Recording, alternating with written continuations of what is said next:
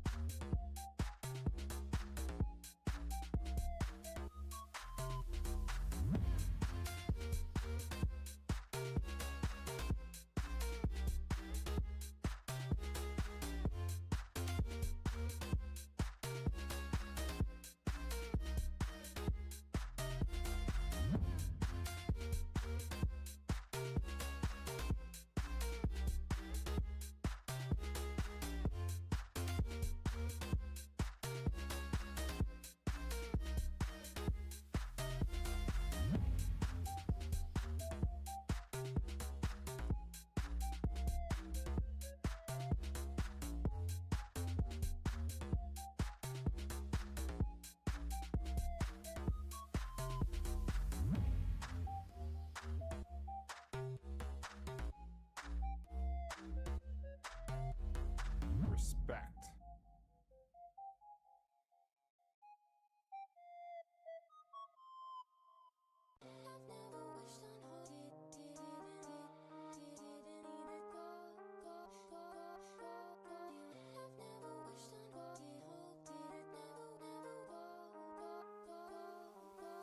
Respect.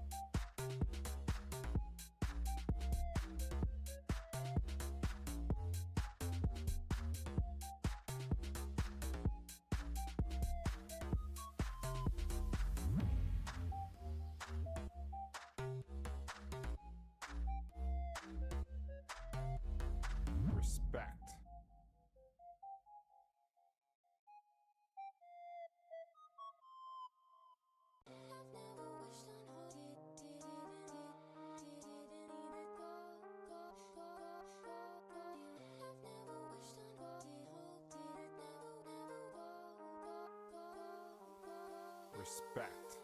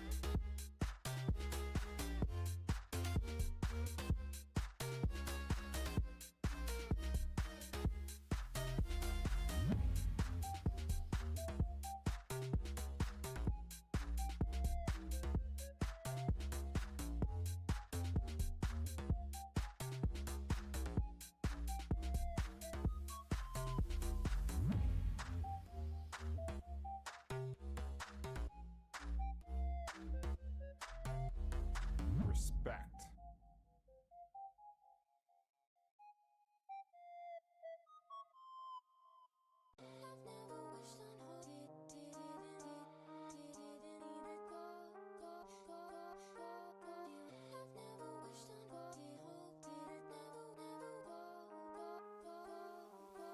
Respect.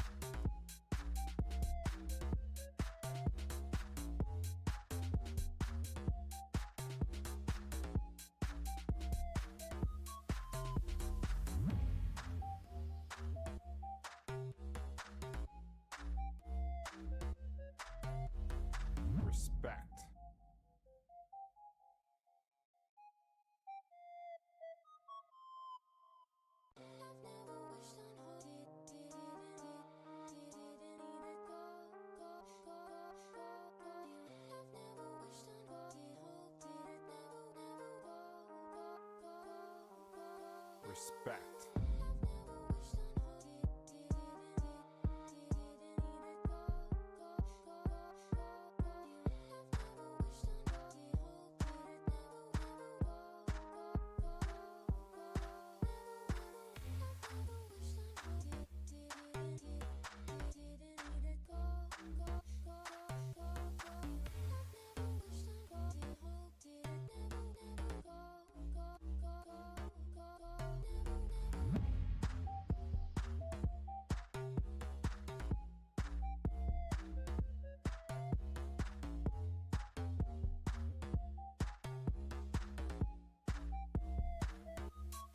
Respect.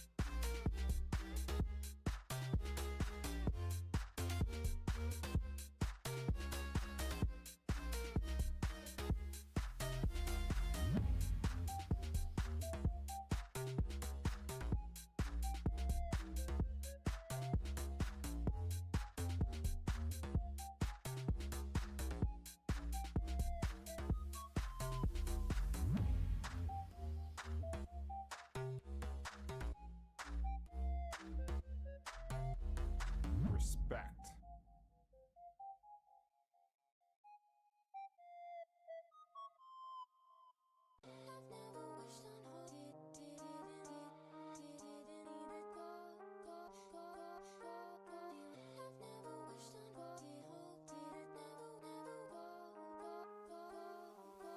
Respect.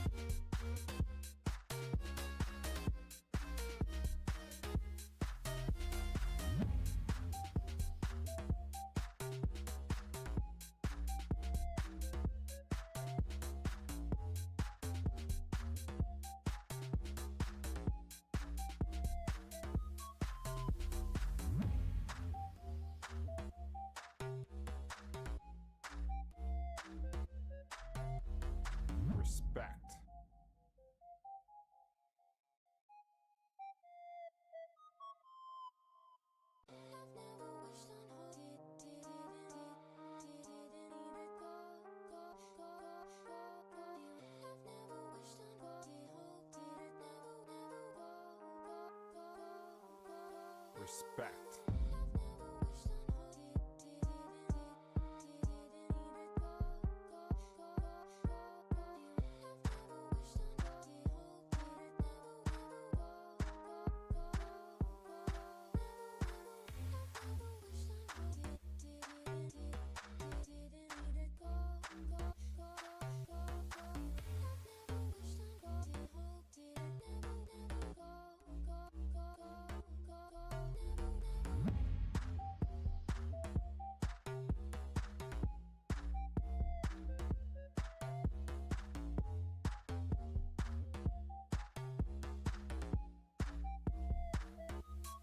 Respect.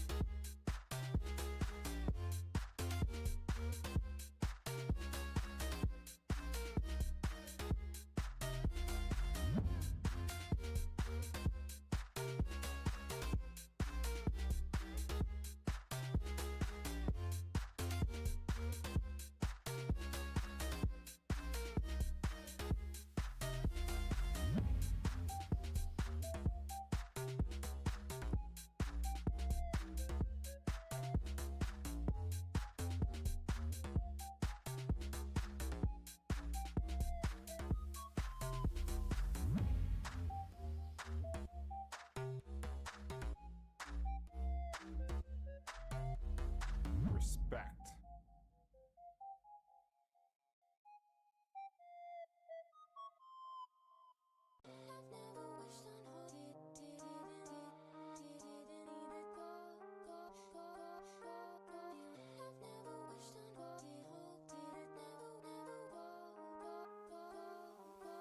Respect.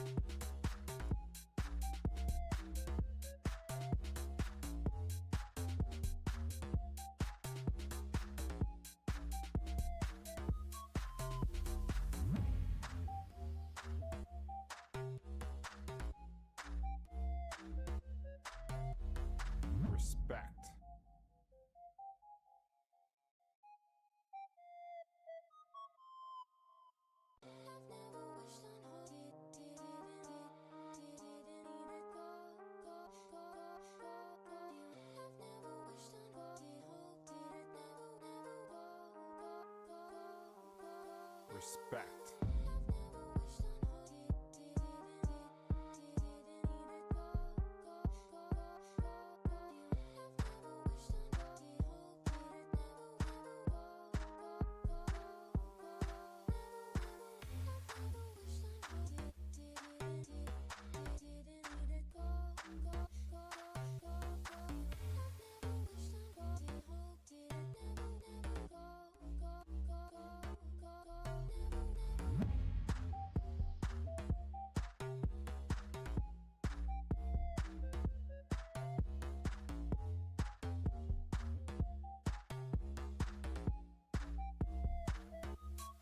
respect,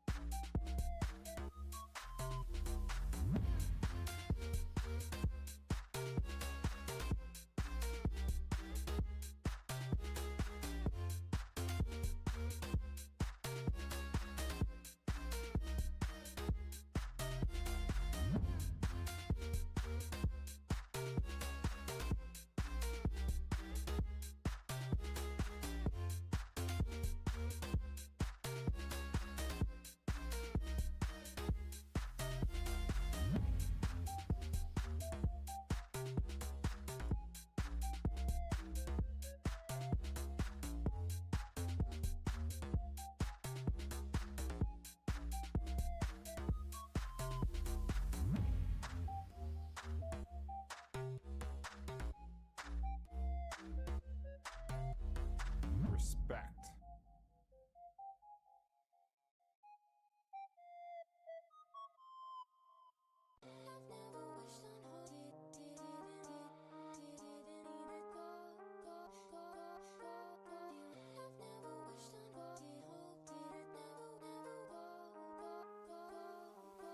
respect,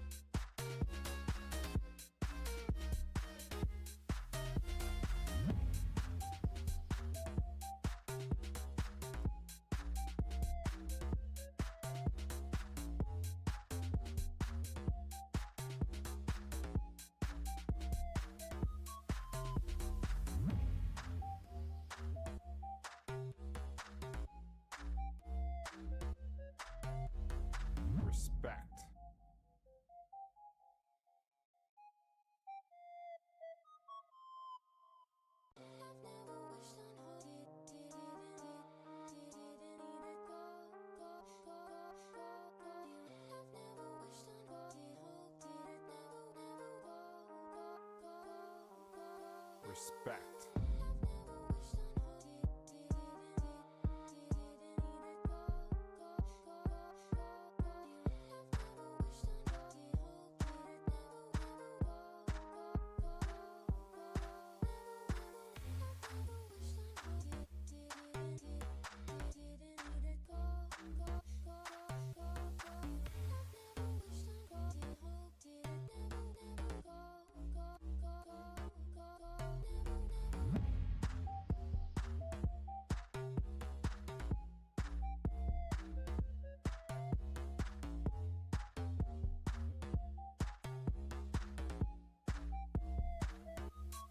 Respect.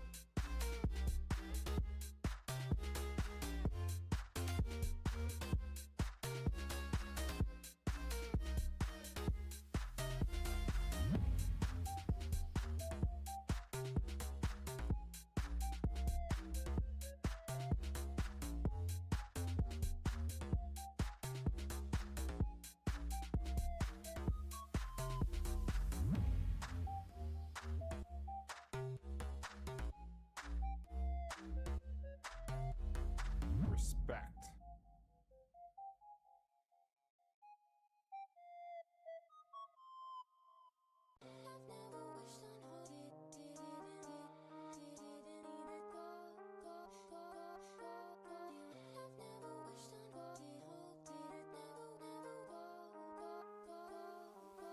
Respect.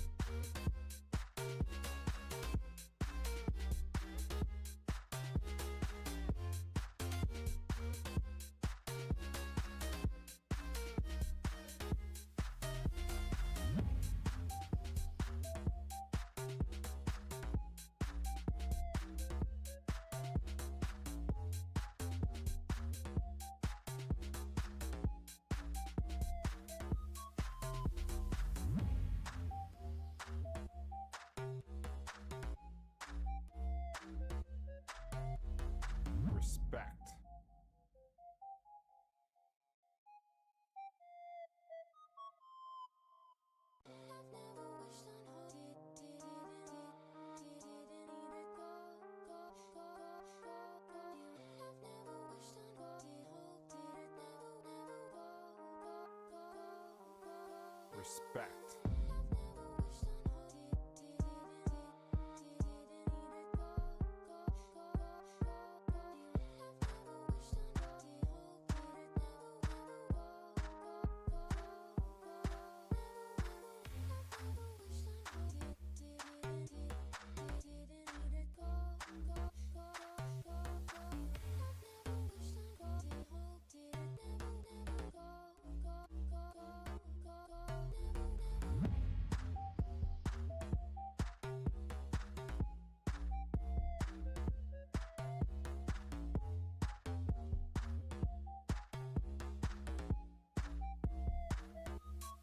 Respect.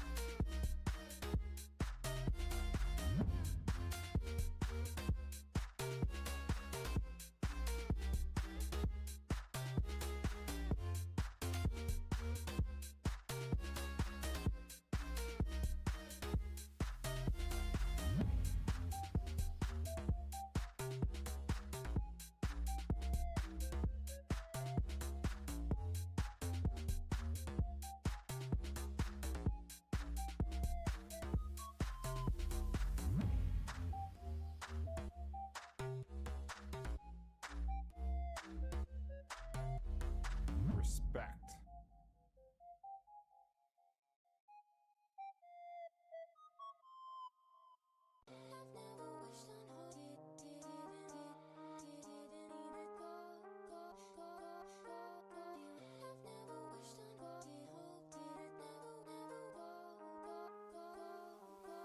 Respect.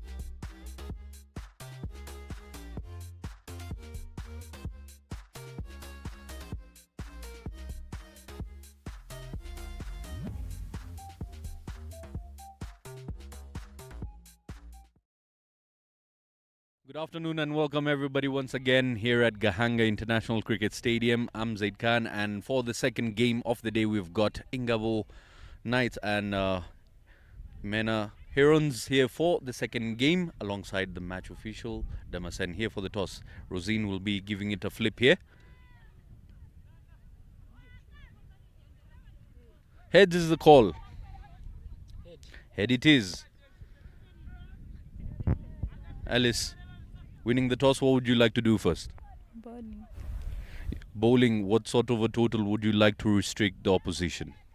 National Cricket Stadium as we're about to get started with the second game. The Ingabo Knights taking on Imena Herons this afternoon here.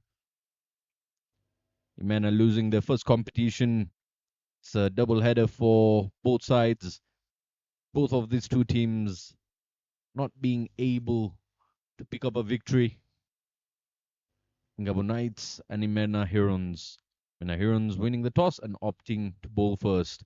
Here we have the team list. Ingabo Knights starting with the captain, Irera Rosine Bimenyimana Maridian, the captain, Irera Rosine Bimenyimana Maridian, Ingabire Georgette, Ishimwe Mutoniwase, Zurfa Musoni, Anifa Murakatete, Belize, Nirandurimana Pacific, Tumukunde Marie Josefa, Ufitinema Lilian, Wize Muzira Sharon, and Nakuzwe Dolian. I'm not alone in the commentary box. I'll be joined by Mr. Bryson, who will take us through Imena Herons team list here. Welcome back, Mr. Zed. Those are the starting 11 for the Imena Herons. Ikozgo Aris, Chiza Emerin, Shimwe Josephine, Isabel Sandine, Mohani Mani Match Trade, Daila Jijeberis, Shimwe Manolozet, Umten Chancelier, Wase Debola, Uineza Dian, Ikozwelina. One change for in the Imena's Herons. Ikozwelina coming in as a least placement as a bowler. You had an opportunity to stone the wicket again, had the Imena winning the toss, having different option again today. What was the conversation? Yeah, the captain opting to go for something different this afternoon, as opting to bat first in the morning game didn't work in their favor. They got bundled up for just 36 runs this time around. They want to give themselves the opportunity of a chase. That is why they opted to bowl first. The opening batters of the Ingabo Titans, the defending champions of the Premier League, Women's Premier League and Women's Elite League. This is Ingabia Georgette. The opening body Mohamed Margaret started with the top of off, started with the dot ball. Yeah, good delivery to begin with. Trying to play with soft hands there, Ingabire Georgette. You could see the intent being very soft with the first delivery.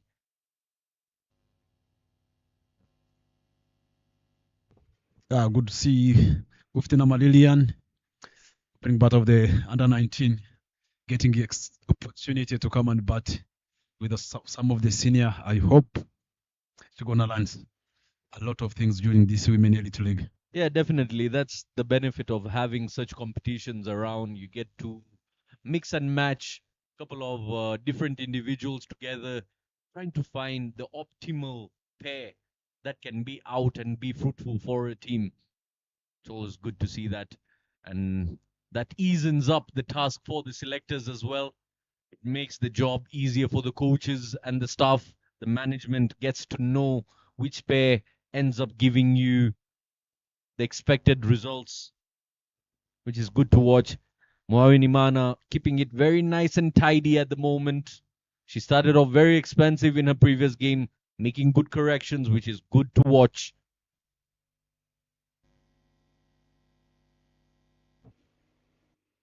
Another dot ball. Bring some good areas if you like bring the ball that comes inside to the right hand batter. When it goes to the left, it goes away. And you pitch on the top of off. You can't replace top of off at any time. Any change, letting the players starting understanding their roles. And by the time of that period of time, they started understanding. They started understanding if you're no longer, if you're opening batter, if you're opening bowler, this is your job. You're going to deliver. Such a kind of challenges.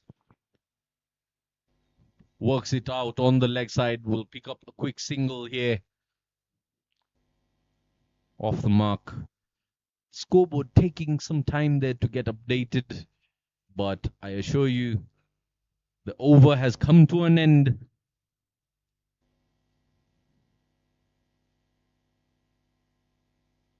Very calm dugout there.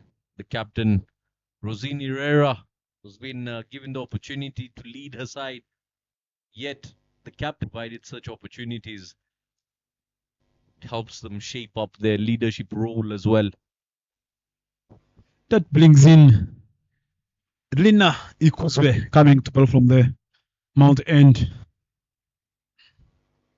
With the amount of cricket, just going back to your question, there was the amount of cricket that was coming in and more games coming in, letting the players start understanding what are we looking forward to achieve. We are playing this Women's Premier League, there's a Elite League, there are qualifiers, there are a lot of club cricket, and most of the players who are in the high performance taking those games as opportunity to improve, to work on their skills, to go there and express themselves. And that was the point of the challenge, letting a player to start understanding.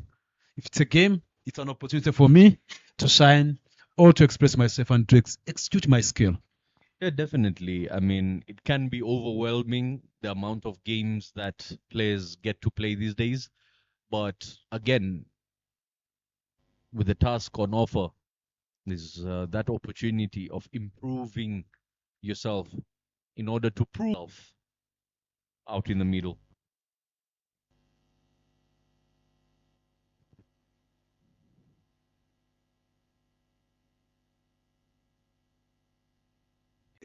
Play a lot of cricket in the high performance, such a kind of thing what they took on her shows that she's not in the field, and that's such a kind of a player who have got experience, who can come in and start playing with these youngsters we are seeing in the field.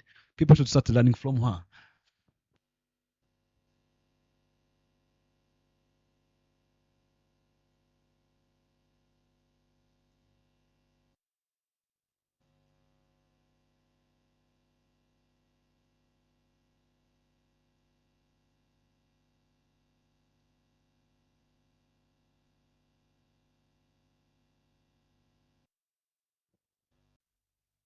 You've seen plenty of swing, so much movement.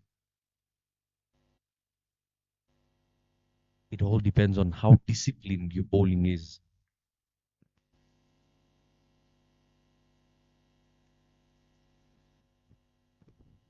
Just the second over, 10 runs on the board already. Mena Herons need to remember not to forget their struggles in the morning game. They need to restrict Ingabu Knights to a bare minimum of a total. If they're to chase it down. I see. Full and tries to go across over there, misses it completely. We'll have to check and see that one more time. It looked very, very much in front of the stumps on that occasion, and a very half-hearted appeal by the bowler as well. Let's slow it down right there. The only thing that might have helped the decision on that occasion is perhaps the height of the ball, the trajectory. Ultimately, the call goes in the favor of the umpires. We're only here to make comments. 2 overs done, 11 runs on board for no loss.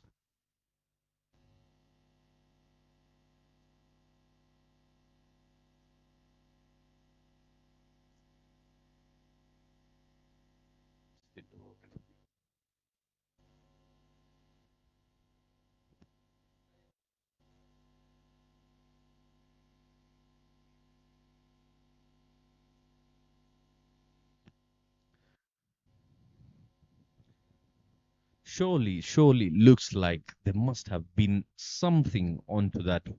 We'll have to check that footage one more time because from the looks of it, there might be something involved there. Because the bowler didn't even appeal for it. Uses the pace on that occasion, down to third man for a single. Mohamed coming back to bowl his second spell. Look at on the lead play there. Yeah, there it is right there. Oh, you blink and you miss it. Went off the willow there. See, she tried to play a sweep shot there and smashes it into her own body. Apologies. Could have missed it the very first time you see it.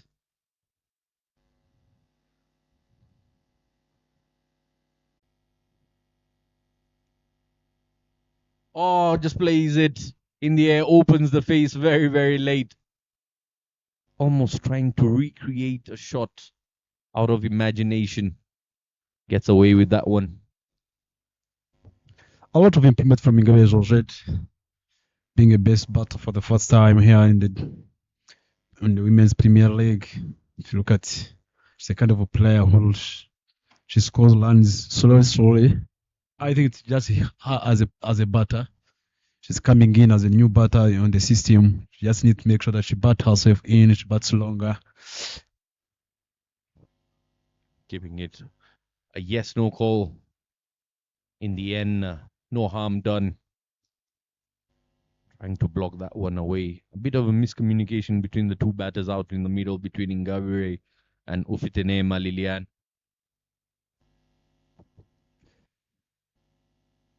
3 overs go. The score is 14 for none. White skies. Very, very bright and misty. It's been a very cold day here at Gahanga.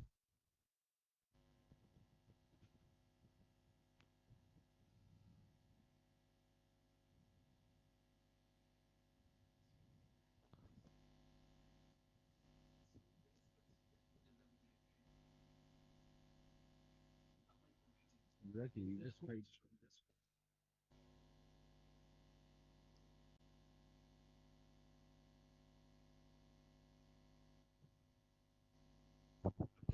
Regardless of everything, that brings Lina back on attack.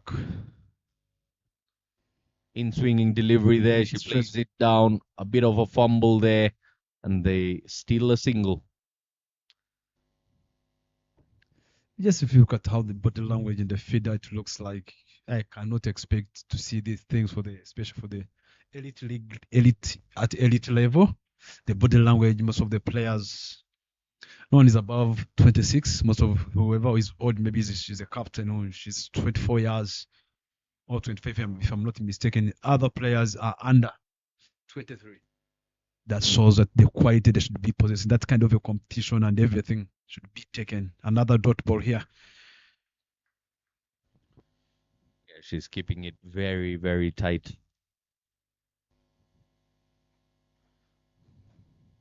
Jersey number 8 for Imena Herons. Keeping the bowling tight, tighter than the security at Kigali Arena. You've been there. How's that facility, Bryson? One of the things that Kigali and Rwanda in general is known for is for its tourism. Lots of tourists come to Rwanda and enjoy the beautiful landscapes and the country itself. Talk us through how the experience at Kigali Arena is. I think one of the most important things as a developing country, it's all about coming in and put some infrastructure in the place, making sure that you can attract people. Another dot, stretching the gap. The chase is on by Emerin. Is she going to do it? Yes, she managed to do it. Saved. Excellent running between the wicket. Managed to get 3 runs. Yeah, going back to your question and look at Arena, it looks like if you want the country to be known, I always say there are 2 things in music and the sport. If you have got facilities to host such a kind of international games and everything like that in terms of the music, people are coming from worldwide. Social media is just bumping outside there. One thing I really like about Kigali Arena is the control room. The control room at Kigali Arena has to be quite spacious and a very, very work-friendly environment there. This time, as she clubs one down, bit of a fumble there by the captain herself, giving away free runs. Yeah. Compared to the control room here at Gahanga as we talk about development. Soon enough, we might be expecting a better control room for the media boys and the leader as well, trying to organize a bigger space, not being a bit cramped up for room. Excellent delivery there once again. Getting better with the line and lens. Have you been to the control rooms here at Gahanga, Bryson? Yeah. I've been there. That is where the magic happens. That's well said. One day I'm gonna ask a visit to the big man. The media guys are doing a lot of good job. Big man who is behind of this parfait is doing a great job. And if you look at these games to be captured, I always thank the boys behind this. The media camera guys always standing on that side, making sure that wherever you are, you can follow this game. Yeah, the camera boys, surely not short of any vitamin D. They get lots of vitamin D out on the mounts there, despite using the umbrellas. It gets quite nervy out on the mounts.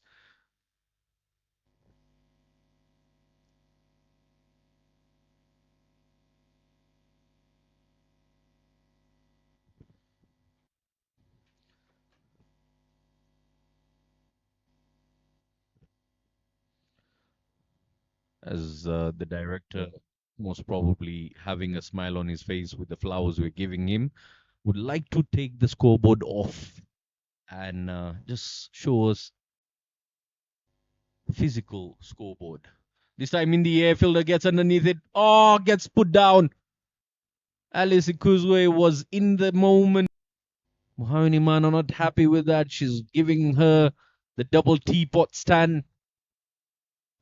It was in the air for a fair amount of time. She put in the work to get to it, and then it just popped out of her hands.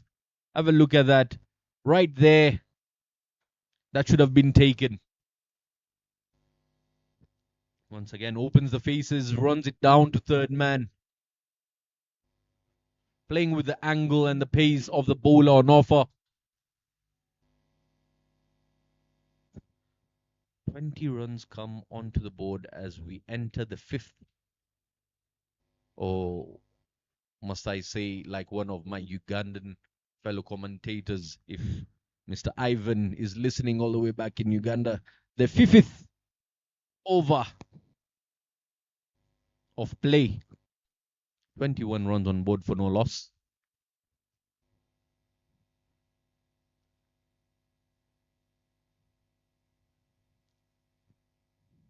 Mohanimana is bowling much better than she did today morning, Bryson. Playing it on the ground, keeping it simple. She's just putting some tight lines, attacking the stumps, and that's what she's supposed to be doing. She's an experienced bowler. She played cricket enough. She's supposed to know what's supposed to do. She's supposed to know what the team needs. She's gonna do her job. As you told me, one of your friends who told you, do your work, I'm gonna do mine. Her job is job. Ball this down the leg side wide, and are we going to see the four? Yes, that it is. Donated 5 runs. She was guilty of doing that in the morning game as well.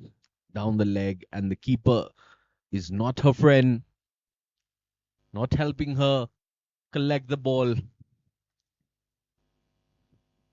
The keeper says, Madam, I will only collect the balls that are bowled outside off stump. Down the leg, you're on your own. Do not look at me after that.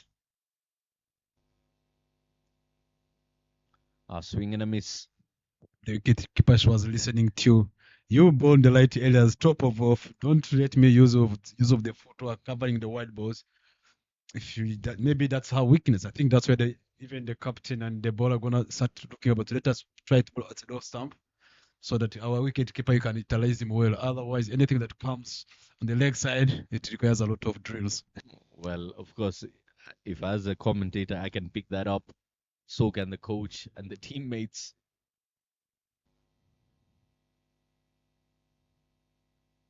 But this is something very, very important for the game, Bryson.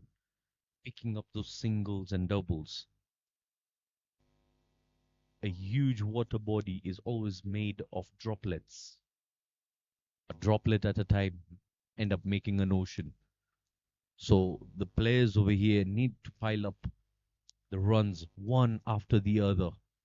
Keep the strike rotating and keep the scoreboard ticking here. Final delivery of the fifth over. Once again, she's relying on that shot very, very heavily. I'll tell you, Bryson.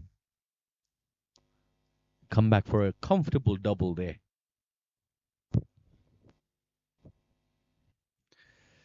It's quiet.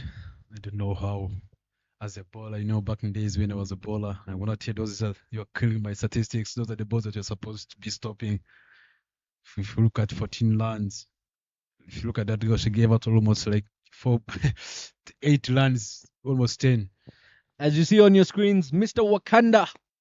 And alongside him is Merve Uwase, the opening batter who's been given a rest because of her injury in her left knee. We wish her a very, very quick recovery. She is a quality player. Very, very good player. She is indeed. Exceptional batter as well. She's represented for the national side on multiple occasions. 5 overs done. It's 29 for no loss. And now we'll be seeing introduction of spin. Losette Manshimwe coming in to pull from the mountain.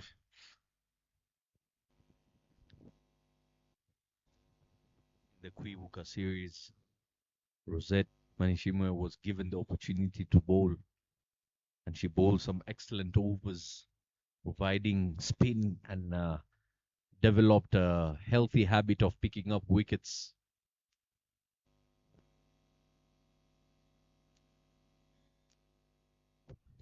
I think Mr. Z, the game you're watching now that you're committing, it's a totally different the game that we saw in the morning at this particular time. We had almost 6 wickets in the hand, with 6 wickets down already. You have already joined a lot of clients in your farm. Yeah, Almost like 4. I'll tell you the difference being with the morning game and the afternoon game is Alice Ikuzwe understanding the task. As she won the toss here, she opted to bowl first. Gave away, lost too many early wickets. That one kept low there. Well defended.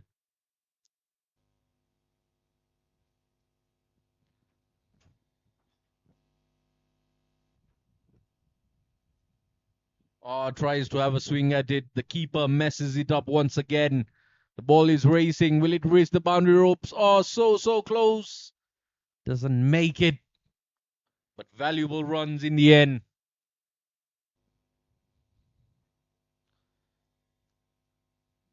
Rosette Shimimana must be feeling down because of that opportunity. The keeper really hasn't been up to the mark.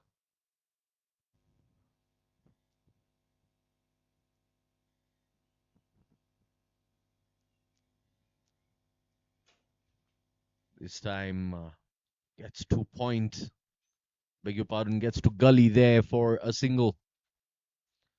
Not a convincing shot, but 1 run of value, nevertheless.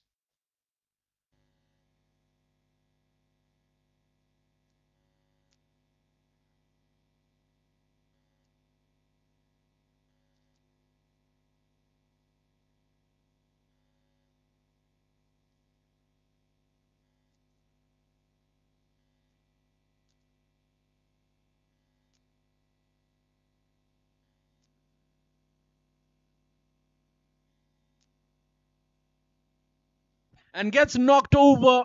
Call it the commentator's curse. Gets a thick inside edge, and she's been sent on a walk back to the dugout. First wicket goes down for 31 runs. poor connection. Gets a thick inside edge off the blade onto the timber. No. Yeah, you never are happy of getting out. That is one thing for sure in the game of cricket. 20 deliveries it took her to get to 11 runs. Bowled out by Shimamanda Rosette. She's got a habit, she's got a nick of picking wickets. It's about time. Once she gets going, it's really difficult to stop her from picking up wickets. And she's shown that with her very first over that she bowled, gave away just 3 runs and 1 wicket. And that brings Dian Bimenyimana out to the middle. Bimenyimana out to the middle. Captain of the national side, who came back with a trophy from Botswana, qualifying into Division 1. Celebrations and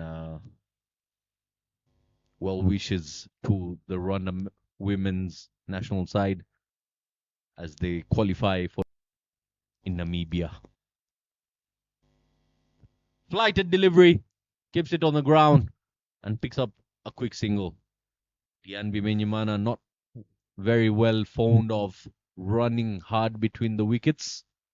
She's a powerful striker of the ball, and her stay at the crease will matter a lot for Ingabo Knights. And that is the key wicket that Imena Herons are trying to pick here.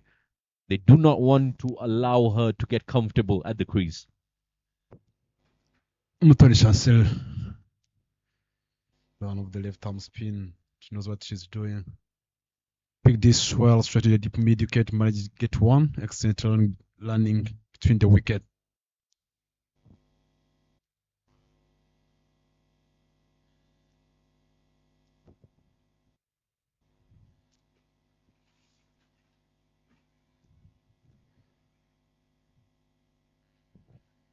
Another donated white ball by Chanceline.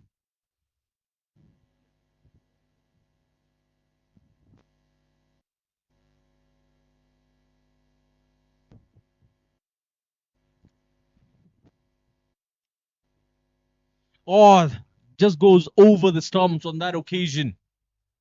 How did that not hit the stumps? Let's see that on the replay one more time. Excellent delivery by Umutoni here. Just drifts it in the air. And once again got away with a risky looking shot that as risky as checking the temperature on a hot saucepan.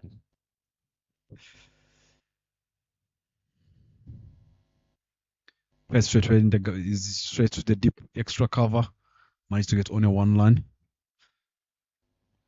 Look at that delivery one more time. Look at the drift on it.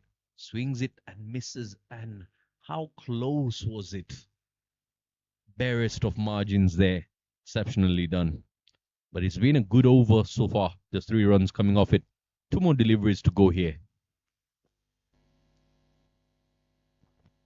Plays it down to long off. Will be just 1.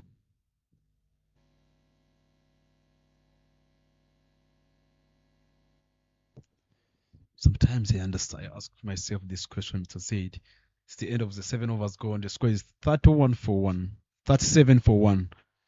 Is it a must after the power play? If you see they are not getting a lot of boundaries, they are not attacking the sweepers. Is it a must after the power play to open up the field?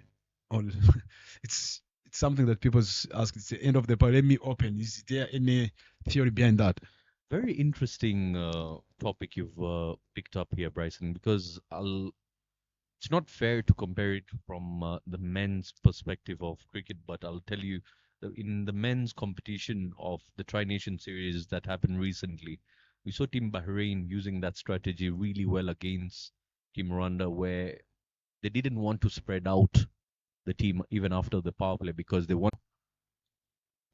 Like this shot she played, there's no one because of the deep sweepers. If she was inside that field, it was going to be easy. You want to apply that pressure. Let her try to play over the top. That's a good shot. Yeah, definitely. And again, the gap between long off and mid off is very, very big.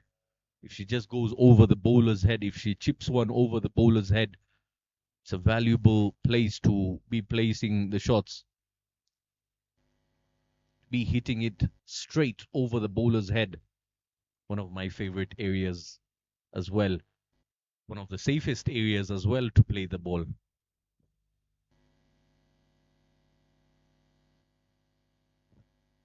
Once again, just gets an edge to it. Interestingly enough, they've put the sweepers on the boundary ropes there. Three of them.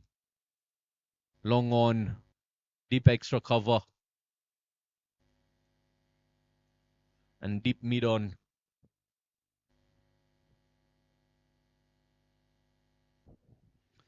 Zettel, they started with the one of the ball who she balls a quick spin. Lillian tried to pick herself to make sure she can find that gap to be backward point.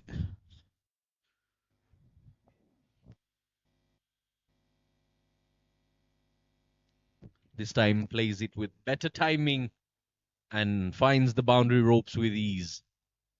Just a tap, and off she goes rolling to the boundary ropes for four. Beautiful looking shot that. Look at the timing behind that. Yes, it's the same that I've been talking about. This trying to back herself so that she can access that between the backward point and covers.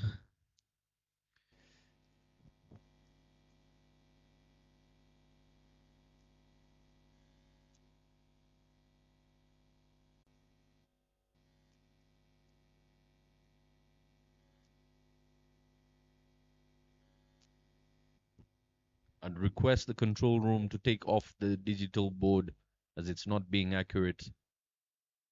A wicket falls there. Lillian has to depart. She tried to play a cheeky shot, running it down to third man. The ball just bounces a bit extra than she would have expected it to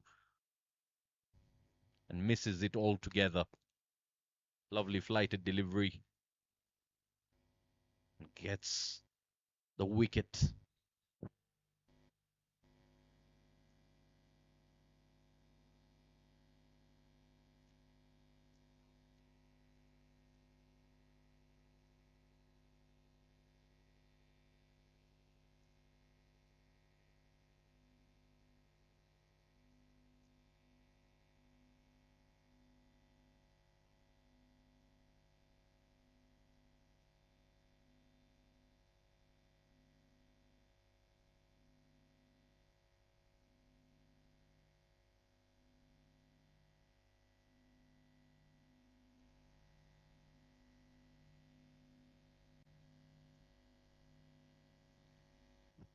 There we have the scoreboard. 46 runs on board, 8 overs down, and 3 wickets have gone by. Dian Bimenyimana on strike now.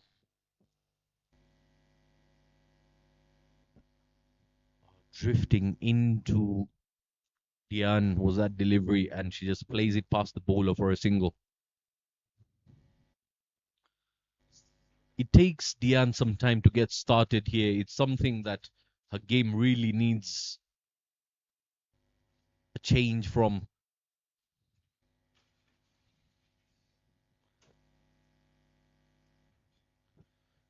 T20, the shorter format of the game, you don't have too much time on your hands. You've got to get going really, really quickly. The left hand, right hand combination will be causing chaos for the fielders, moving them around.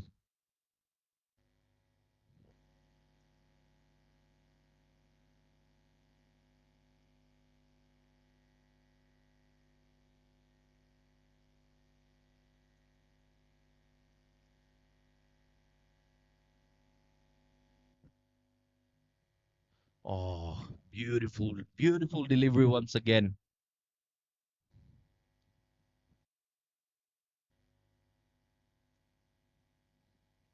beating the outside edge.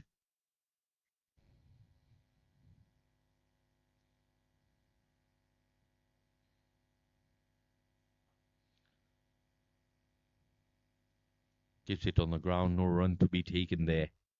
Very little action taking place.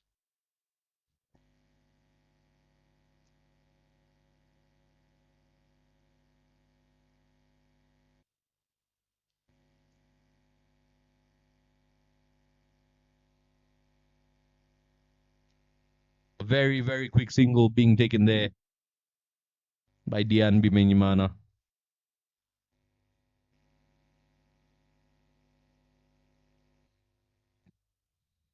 I believe Ngabo Knights here, if they to put themselves in a position of Ngabo Knights, if they to put themselves in a position of picking up runs, should be looking forward to having Dian Bimenyimana on strike as much as possible and allow her to get herself going here.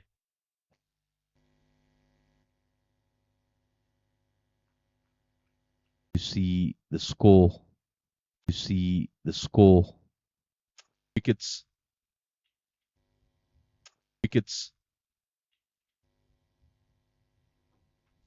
To the Ingabo Knights.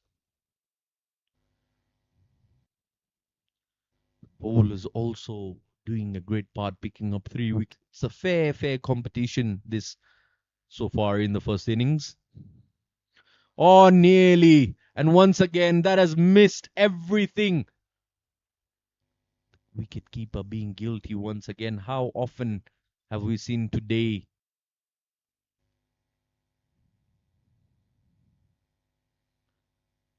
The Imena Herons having trouble. Shimamana Rosette once again on that occasion not happy with the efforts of the fielder, the wicket keeper. The only fielder allowed to have gloves in her hands ends up being Sloppy.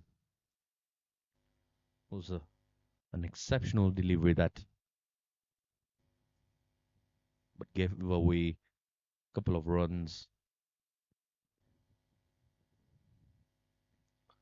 Swing and a miss once again. Tad bit fuller outside off stump.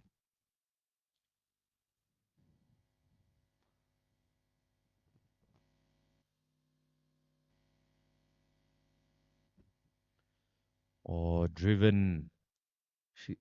The drive has been a go-through shot for Dian Bimenyimana, but she's not pushing herself to be on strike as often.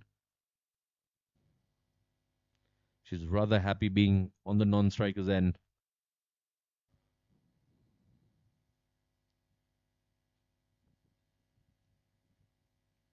"54 runs on board for the loss of 2 wickets.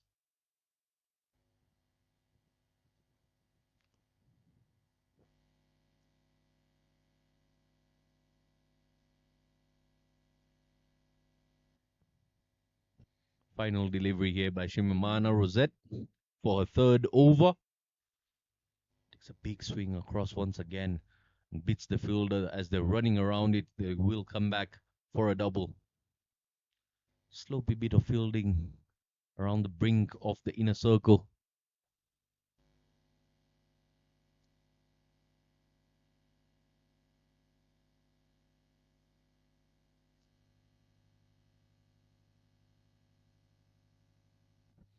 Ten overs done, 56 for the loss of 2 is the score here at Gahanga A. Gahanga B, I beg your pardon.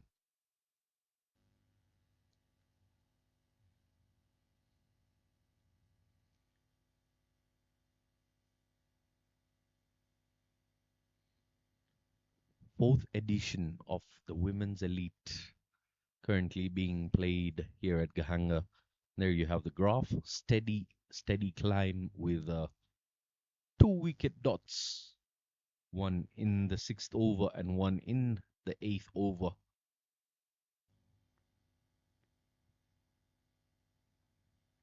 Captain Alice Ikuzwe comes into the attack from the road end. Jersey number 5.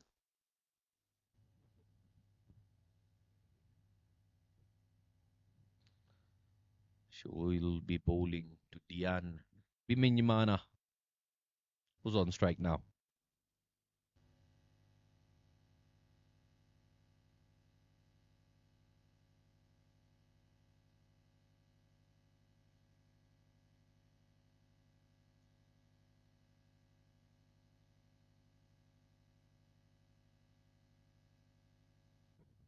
Excellent delivery to begin with. Both having played plenty of games against each other and alongside each other. Both have represented the national jersey on several occasions. Once again, driving this time, using the pace, runs it down to third man. Will pick up just one. Opens up the face very, very late there.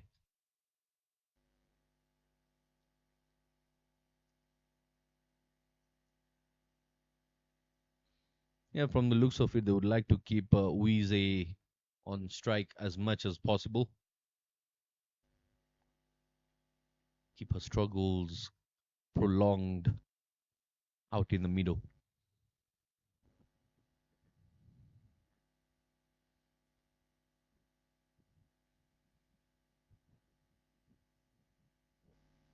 This is it all together.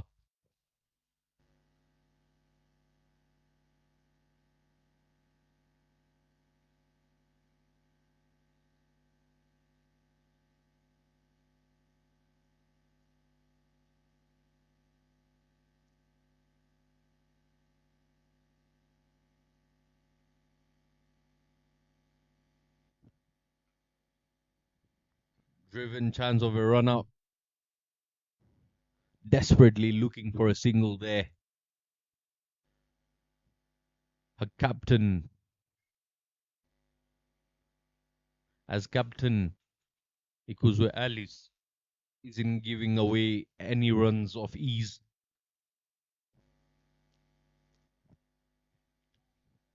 Women, ladies, and flowers, I'll tell you. You give them flowers and they end up making a mess of them. Right there, just as I was giving her words of praise, she ended up bowling a delivery down the leg for an extra. Much better. But they pick up a very, very quick single there. And she had to get off the mark very, very quickly.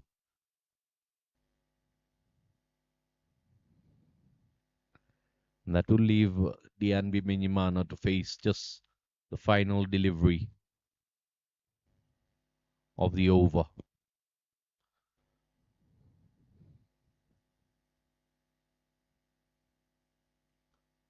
Powerfully hits that down the ground, looking for a double. No is a call. One is enough, says Dian.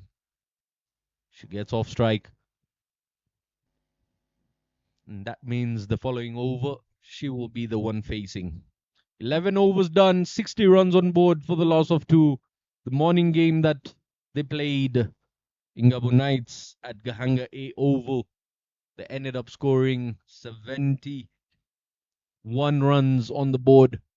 And then the opposition happened to chase them down.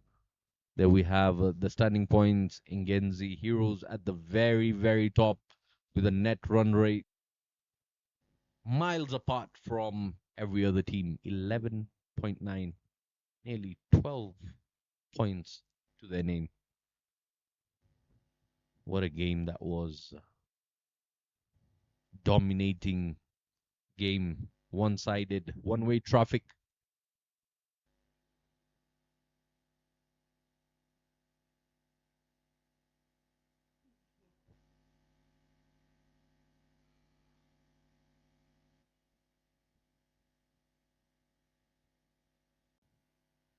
Interesting enough, just asking the umpires if that wasn't a no ball, was that not over waist height? But her namesake, the umpire, aka Bibish, gives it a shake of the head as it felt to her as though it was a legal delivery. –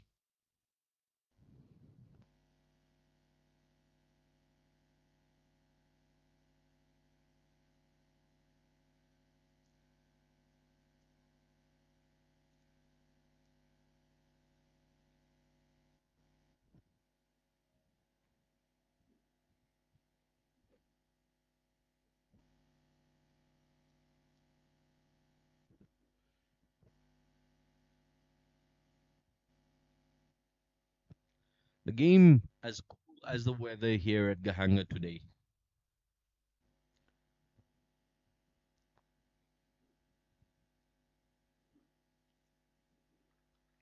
Completely missing that one.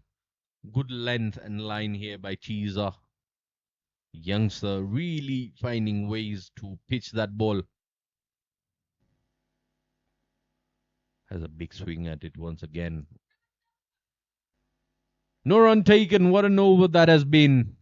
Only one run coming off it. 12 overs done. 61 for the loss of 2.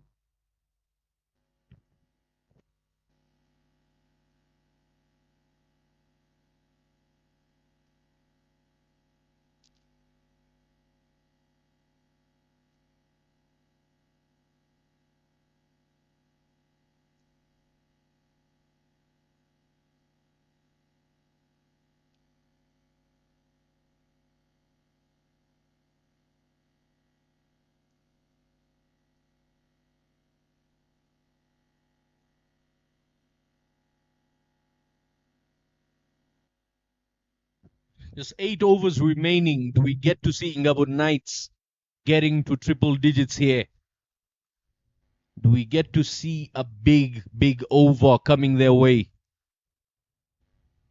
Kuzwa Alice comes back into the attack from the road end. Gets driven intentfully, and she's been finding that fielder with very much ease. Bimenyimana Meridian, who plays a safe shot down to Rosette for a single.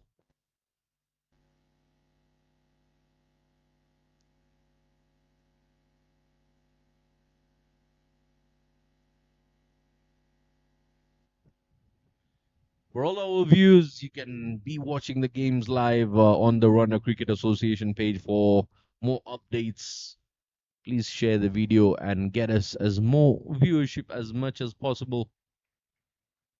Encourage the ladies to play the game, and the game gets watched all over the globe. Will be really nice for Cricket Rwanda. Playing it straight back there. Not too much of an issue for the batter.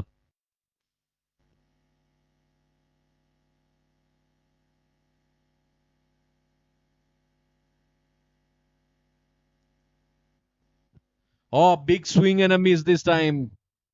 And that just raises the question of the amount of dotted deliveries that Ingabo Knights have played. We'll shortly see a graph mentioning the amount of dots that have been played in this inning so far, where one might raise an eyebrow. This time losing full control of the cherry as the leather just slipped off her hands, and a no ball has been called immediately with immediate execution there. That one just slipped out of her hands. It happens. Nervy hands. Plenty of sweat in your hand. Not easy to control that shiny leather.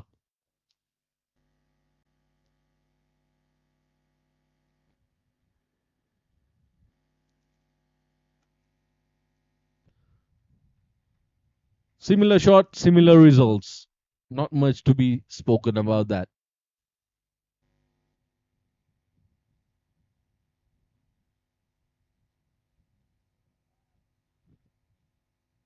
Two more deliveries left. Make that one more delivery left.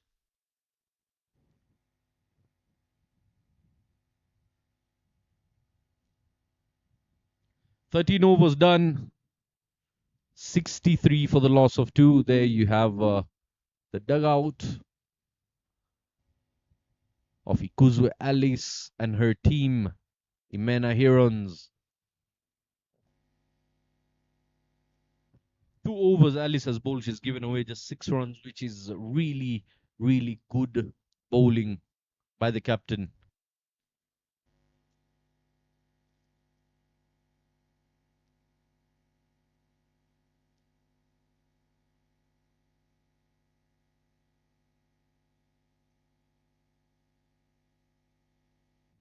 Jersey number 9 comes back into the attack from the pavilion end.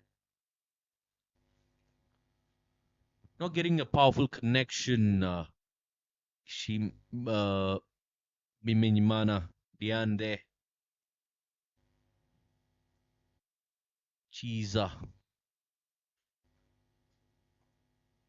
Emmeline Chiza. Just helping Dian, but not to get away from the aspect of rotating strike here. They are very much capable of getting to triple digits with 7 overs remaining in hand. Wiese is struggling at the moment, having played 19 deliveries. She sits on 4 runs only. The strike rate in T20 cricket is very, very important. Tries to sweep that one, gets it a little bit, only to manage.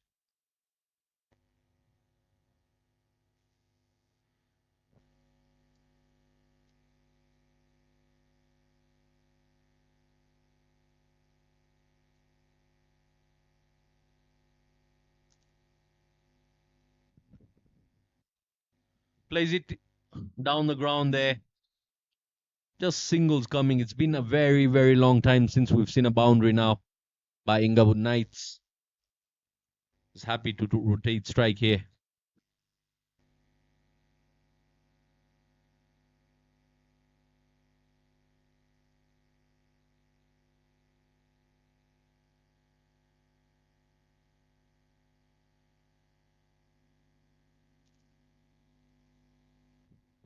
Fourteen overs done. 66 for the loss of 2.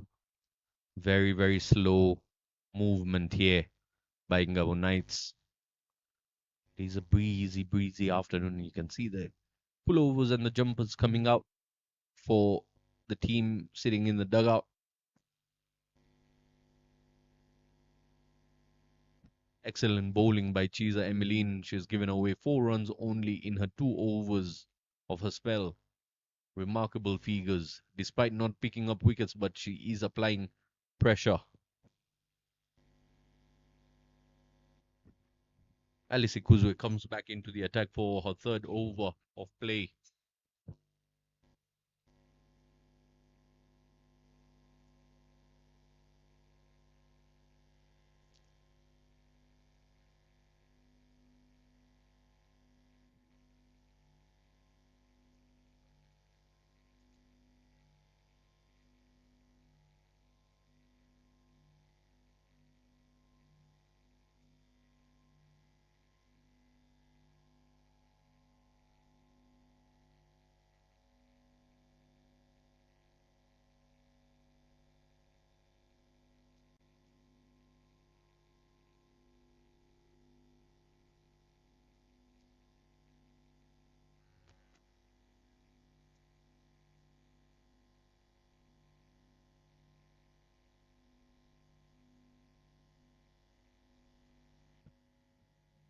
What's really concerning at the moment is the senior player there, Bimenyimana Dian, who's on 14 of 20 deliveries, is not really looking forward to keeping the strike to herself. Still being very generous with her partner who sits on just 6 runs of 22 deliveries. I understand it is a team sport, but at times you've got to gather the confidence. Oh, sloppy bit of work in the deep there, and that is a boundary there by Rosette. Dian Bimenyimana finally tuning in with the commentary box here, listening to the comments being passed on. Use of the feet, slope feeding. The other time when we did the commentary here together, me and you, I don't know how you call that. Played it well. Might get a single. I don't know how you call it that when the ball passed. Yeah, laying eggs. How do you call it? Remind me.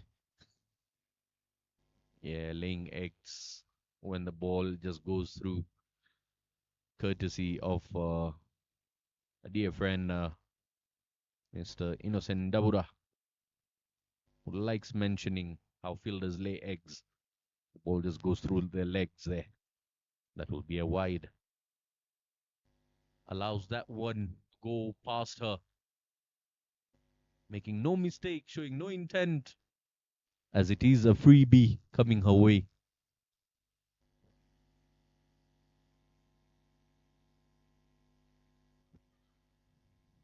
No chance that ball was going onto the stumps, but a desperate appeal there by the skipper. Even the bowling of the captain of Aris, you can see there's no intent behind. Just rolling the hit, play the ball, or if you don't play, such a kind of that kind of a fighting speed, that kind of body language. Much better this time.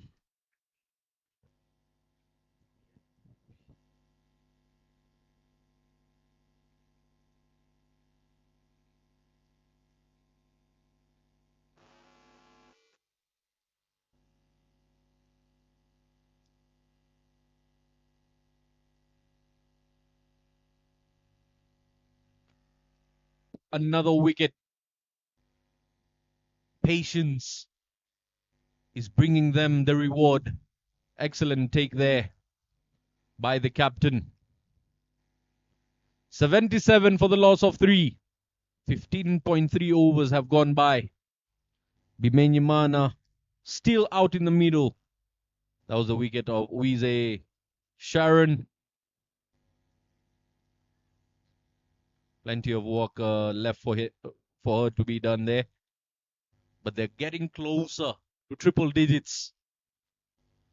Do we get to see Ingao Knights getting to triple digits here, Bryson? Yes, just the remaining delivers of 27 delivers remaining. Bring in Belois Murekatetin to bat. You know, she just likes striking the ball. Let us see if she can use her strength the way she normally does. These two, if they can bat together, they can have a good show. Yeah, earlier on we spoke about the effect of triple digits. How much of a mental landmark that is for the ladies to get triple digits here. It allows the bowlers to also feel confident about defending the runs in the second half. Tries to cut that. The keeper misses it once again. Runs are flowing in now. Running hard for a double. Will that be a run out? And she misses the stumping. That was excellent running between the wicket, even if it was Lisk. But he just like the idea of Diane listening to someone was just, let me take a risk, I'm coming back. And that's an excellent call in between the wicket. Communication is the key always. If you agree on me, come. If you say no, it's no. Well, definitely coming into the business end of the innings here with the last 5 overs remaining. You've got to go all guns blazing and try to find a way, whichever way possible, pile up the runs. Yeah, one more delivery to go.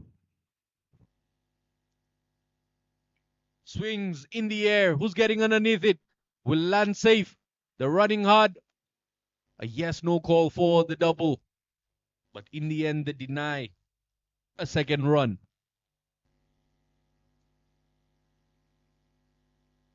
With the way they're going, the projected score does mention 100 to be exact.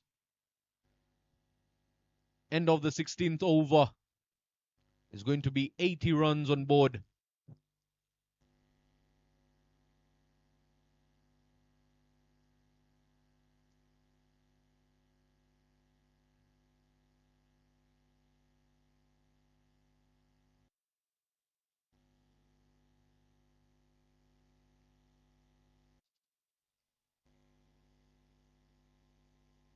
A3 after 16 overs of play. Ingabo Knights will be trying to squeeze as many runs as possible.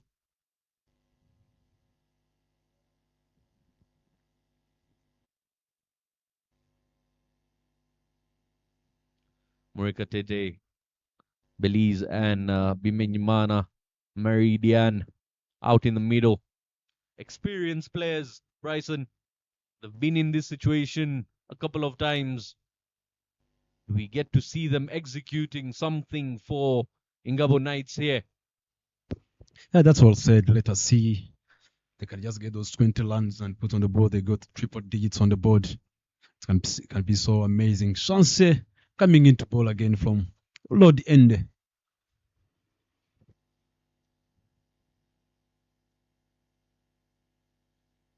That's exactly what I'm asking you, Bryson. What Mr. Z, I'm telling you, you know him back in days on that captain, that cement. You know him. extra pace, extra bounce? I'm telling you, my thigh pad knows Freddie more than anybody else.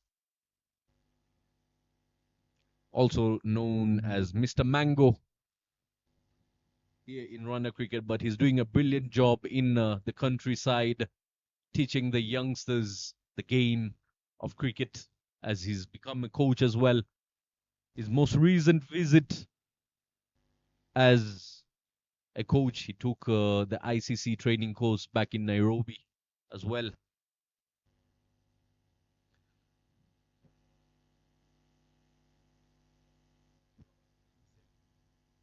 "87 runs on board of her spell, and she's given away just 8 runs. Make that 9 now for the loss, and she's picked up 2 wickets already. 9 runs and 2 wickets to her name. She's been really, really good with her bowling. That was exciting between the wicket by the Anifa and Diane Bimenyimana. Not captaining the squad. Yeah, 90 runs on board now. Oh, just fingertips away from the wicket keeper there. Second time Bimenyimana has played that shot and she's escaped the gloves of the keeper. I hope the coaches are going to get time and watch the game and see what they can help the wicket keeper so that she can do better as the elite going on, so that she can back up the team. The ball that comes straight, she's taking it clean well. Any ball that comes sideways, so that the areas she needs to just work on way going forward. And I believe she can do better. In the air, should be taken and is taken. Excellent catch at gully once again. Wicket number 5, Chiza Emmeline picks up a wicket off the first delivery and a wicket off the final delivery of her 4th over. That takes her to 3 wickets of her spell. She ends her spell with a wicket. She's given away in 4 overs. Look at that. A baited, flighted delivery outside off stump, inviting the batter to go for a big hit. Doesn't find the middle of the bat, but rather finds the safe gloves, the safe pair of hands of the gully fielder there. Emmeline doing a great job for the team, taking 2 wickets in an over, taking a crucial batters. And you can see there's a slow overlay that happened with Mr. Zaid there. Yeah, they need to be really cautious about that. Will be penalized with having an extra fielder inside the circle.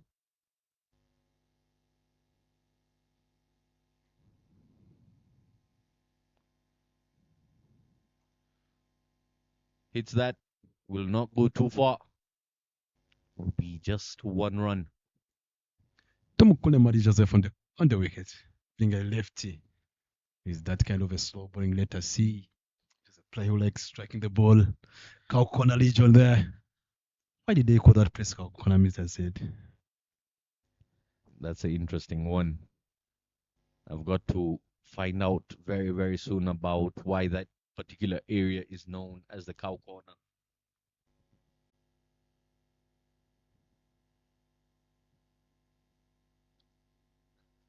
Goes for a shot in that very area that you mentioned. Will pick up 2 runs. Running very, very quickly between the wickets. Bimenyimana Marie and Tumukunde. Bimenyimana putting on 24 of 29 deliveries. but it's going to be a bittersweet moment for Bimenyimana Marie. She's been in for so long. Does she want to carry her bat through the innings? Or do you feel, as someone who's walked alongside the individuals there, that she was capable of doing something a bit better? Clubs one in the air, will land safe. Just one run. Could see the urgency there by Dian trying to come back for a double.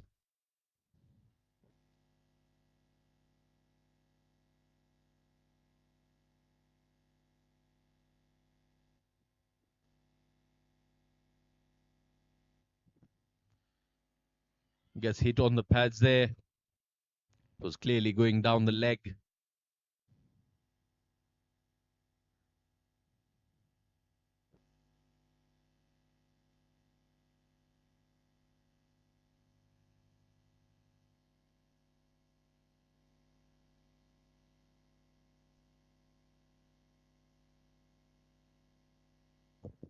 Swing edge this one. It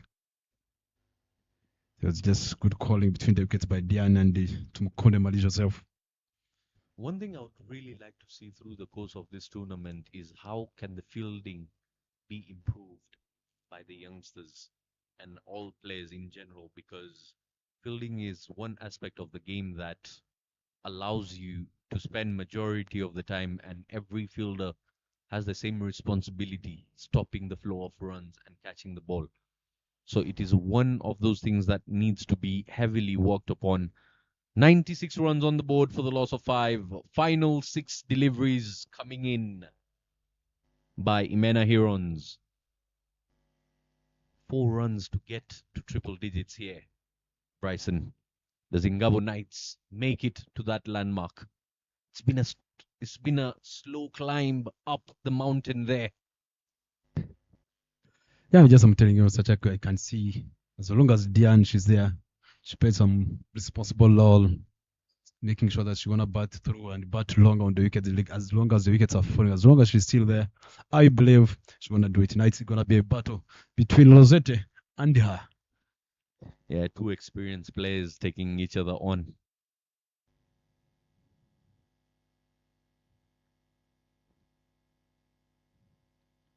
Keeps it on the ground. Rosette wins the first delivery with a dot. Just mark my words, she's going to try to step out. There it is. You ask for it and she does it the very next ball. Nearly went over the fielder's head over there, running hard for a double. Will that be on the stumps? And that will be given run out.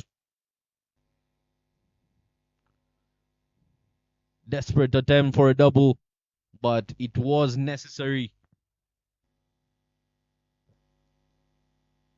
Tumukunde has to depart. That brings in the captain.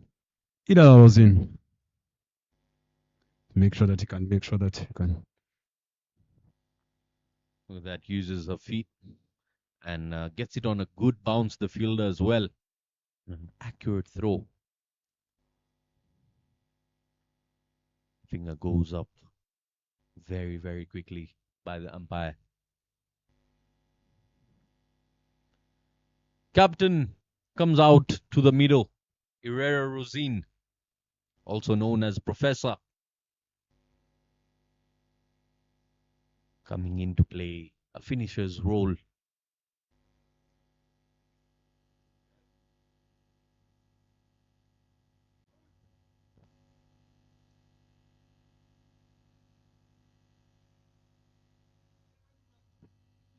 Plays it past the bowler there, running hard. But the first run was taken very, very slow by the captain. That 3 deliveries, I think they are 2 lines short. The people digged. Rosine, will just predict. I know most of them she's going to drop and land, or she's going to try to block. I have a feeling she's going to go for a big one. Oh, there you have it. Drop and run it was. That goes on to show you how closely Mr. Bryson has been working alongside these ladies when they played for the national side. And he was part of that setup.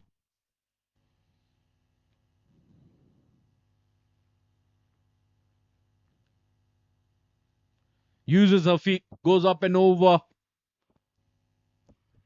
I think Ikuzga Aisha should have done better than this. Should have done better. Poor throw. Look at that. Extra runs coming back to Ingabo Knights.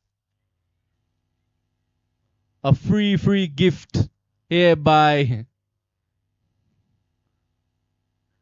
That's excellent learning between the wicket. Imena St. Charles continue donating the lands to Ingabo.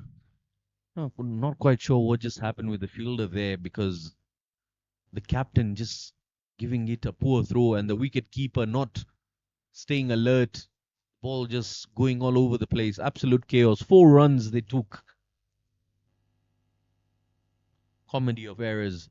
This time the fielder at extra cover just allows it.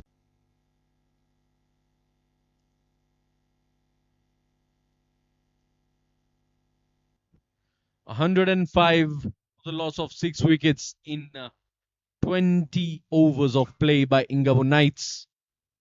Imena Herons will need 106 in 20 overs of play. And there we have the scorecard. Ingabire Georgette, 11 of 20. Ufitinema Lilian, 17 of 25. Bimenyimana Meridian, 33 of 35. The individual name that stands out for Ingabo Knights here. And then a very slow knock by Uize Nguriza Sharon, who scored 6 of 25 deliveries, with 23 extras being provided. They take their side to 105.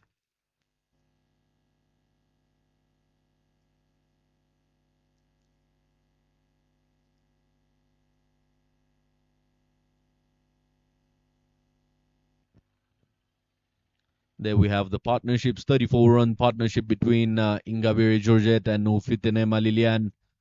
And then 12 between Lilian and Bimenyimana Marie.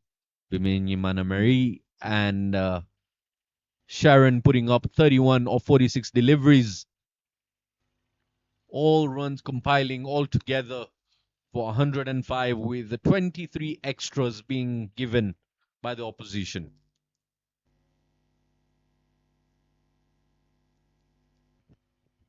There you have the bowling scorecard. Cesar Emeline picking up 3 wickets. Exceptional figures for her, with an economy of 2.75 only. And Shimimana Rosette, the other contender for picking wickets, 23 runs. She gave away 11 dots and an economy of 5.75. Well supported by the rest of the bowlers who went wicketless. But it's that number there, 23 extras that they gave away, would have been the difference between the total of 105 and 80 odd runs. That's it for the first innings. Do join us shortly for the run chase.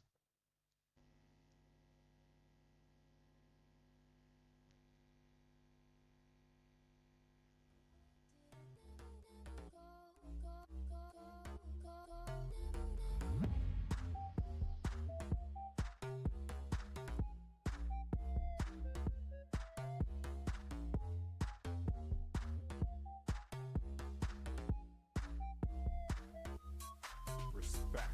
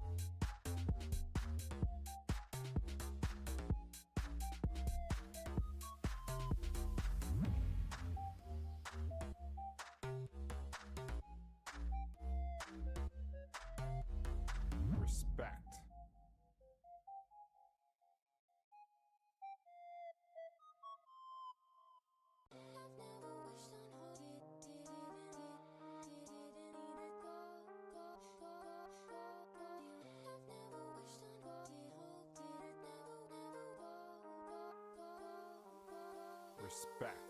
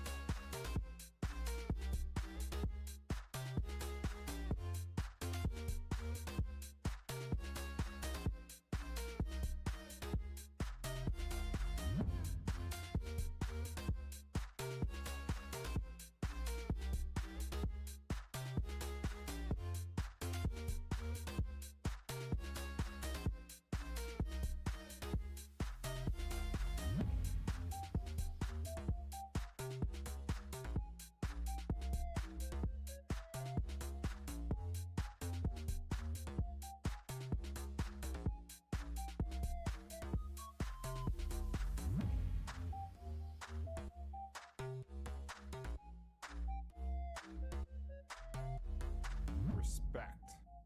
Respect.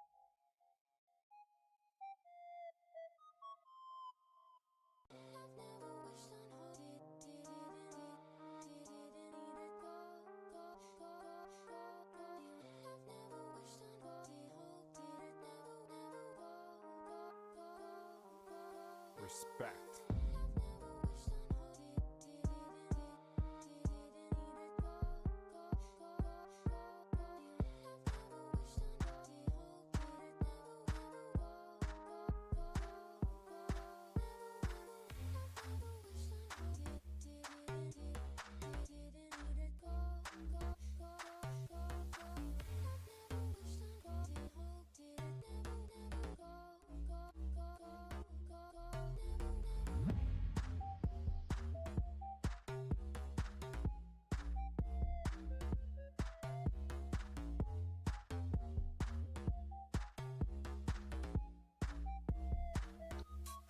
Respect. Welcome back again here at the Gahanga International Cricket Stadium, Ground B.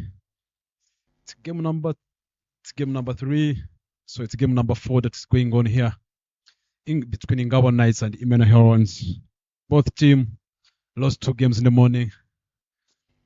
This afternoon, they just got a chance to meet each other and saw who's going to be the winner today. Ngabo Knights managed to score 105 for 6. Imena Herons need 106 runs in 20 overs. The opening pair, Josodvin and Uinezadian, opening the batting. Sibelize Mleketete on the lineup. Simbola marking her lineup well, making sure that everything's going to be in the place. Having the fine leg and third man the Legion, having a second slip in the place.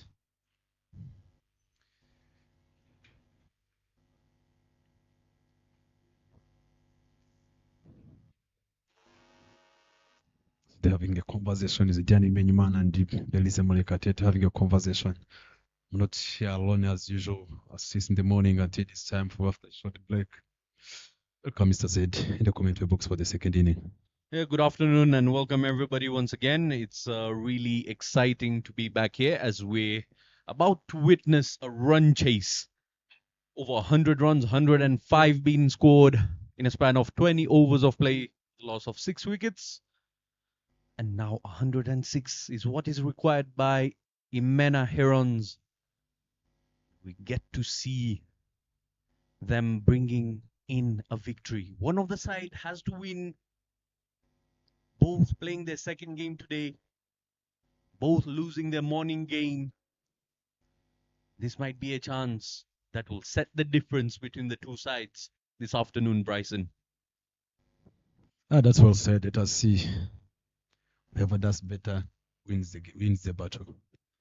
The speedster Murekatete coming in from the Mount End. Here we go. Ball number 1. Oh, false start. Probably something not right with her run up there. He's got to make that start once again. But understand, how much effort does it take for a bowler to have a false start and then go 25 yards, 30 yards back to the top of your run up? That's when you see you need to be training properly, make sure that your lineup, you have got smooth lineup and everything. If you're coming from 24 yards, coming and going back again, count that meters you're going to be walking. Starts full, excellent delivery to begin with. Ishimwe there misses it completely. Beating the outside edge.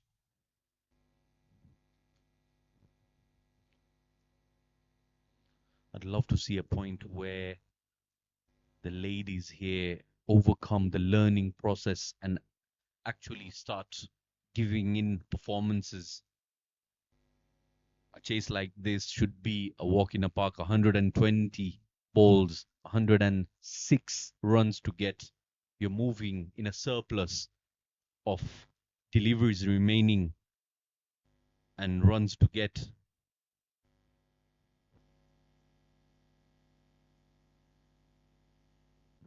Taking forever, as long as her name, Belize Murekatete, here bowling, not being settled with her run-up. What would you reckon is the reason behind that? I think when he's counting the lineups, he just go with the small steps. When he's coming into ball, you can even see now. Loud There's a big appeal shout. will be given. Wicket number 1 Edge. gets an edge. What a take by the keeper. Oh, and the troubles continue here for Imena Herons. The haunting of the happening of the morning game has come back into light. Ishimwe departs without troubling the scorers. Murekatete Belize picks up her first wicket for Ngabo Knights. That brings in captain herself, Arise Kuzwe. It's a challenge on her. Cut on the lip. That one moved away. And she was backing away from it as well. Never looked confident playing that shot. Has got a feather and an excellent take.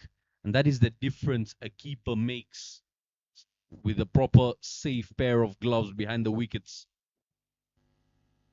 We saw a bit of sloppy work by the Imena side this time around for the Ingabo Knights. Very clean work done by the keeper. Gabriel Georgette with a safe pair of hands behind. Lovely movement, keeping track of the ball and gathers it with ease.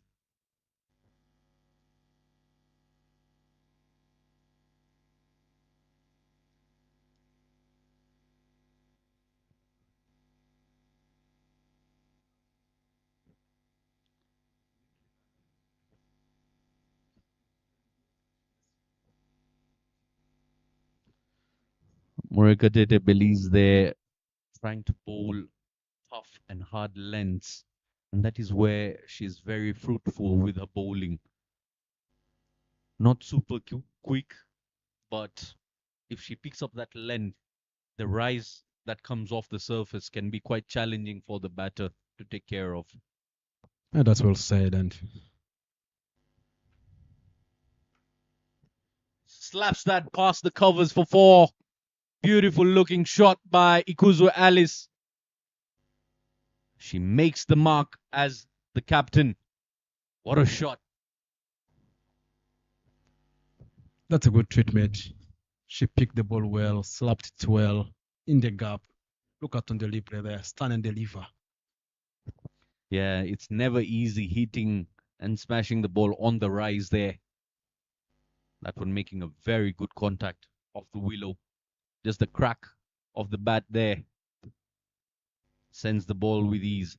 And she knows she's got to make good use of the power play if they are to allow themselves the opportunity for the run chase. Tries to swing at it once again and misses it. This time, the reason being the front foot, you can see moving in the line of the leg stump that takes the bat swing far, far away from the line of the delivery. Yeah, just needs to make sure that she plays herself in, waiting for the bad ball to come and take on. Just making sure they keep the ball taking. If you look at the other batters, you saw the next couple of the batters. They need someone to bat on, like what Dian did in the first inning. Yeah, it wasn't a very different sort of a delivery by Morika Tete. The previous one, where she got hit for a boundary, but what a comeback she's got. Back-to-back dots to end the over. First over down. 4 runs on the board for the loss of 1 wicket. Morika Tete believes there, and you can see teammates just gathering themselves. They know they've got to take this game on. Still got the upper hand despite losing that early wicket. 102 needed in 114 legal deliveries here. One other thing to keep track of, how many extras do Ingao Knights hand out? 23 were handed out to them in the first innings. The captain will bring herself into the attack. Rosine Herrera, jersey number 14 from the road end. Spin attack, very, very early. Bowling 23 extras. Those are a lot of runs. Those are almost 4 overs of donating runs, or 3 overs of just King got runs. That introduces herself. Captain, Ira Rosine. Starts off with a flighted delivery way outside off stump, enticing Uineza to lean in to a drive, but misses it altogether.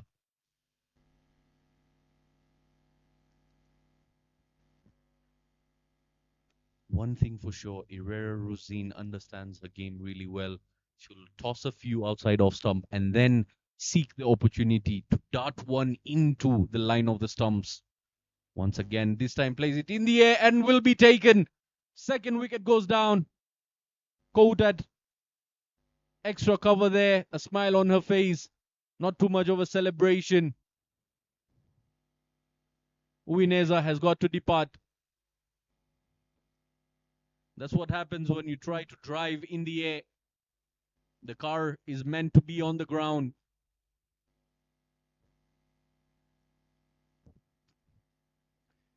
Trying to give some catching practice and covers by the youngster Winners Adian. I saw Winners Adian trying to talk to the big sister Belize Mulekatete. He was just waiting to see Winners are facing the big sister at that pace.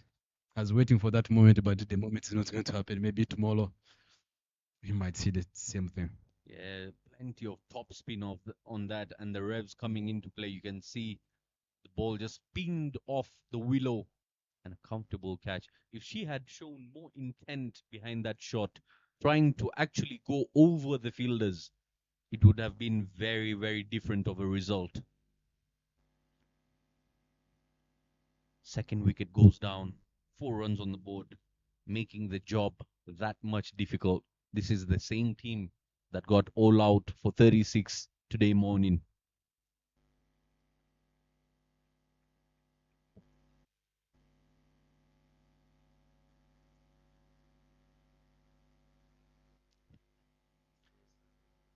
Isavayo Sandrine got out LB today morning, playing a similar shot of defense.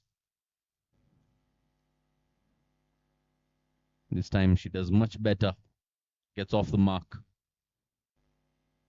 registering her first runs in this edition of the RCA Women's Elite Tournament. Interesting day we've had here, Bryson. It's been really cold. By the end of the day, we get to see the sun peeking through the clouds on the far left of the field here.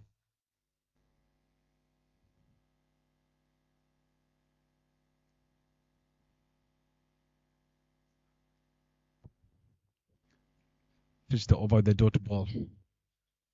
2 overs gone. The score is 5-4-2. They're keeping them really quiet.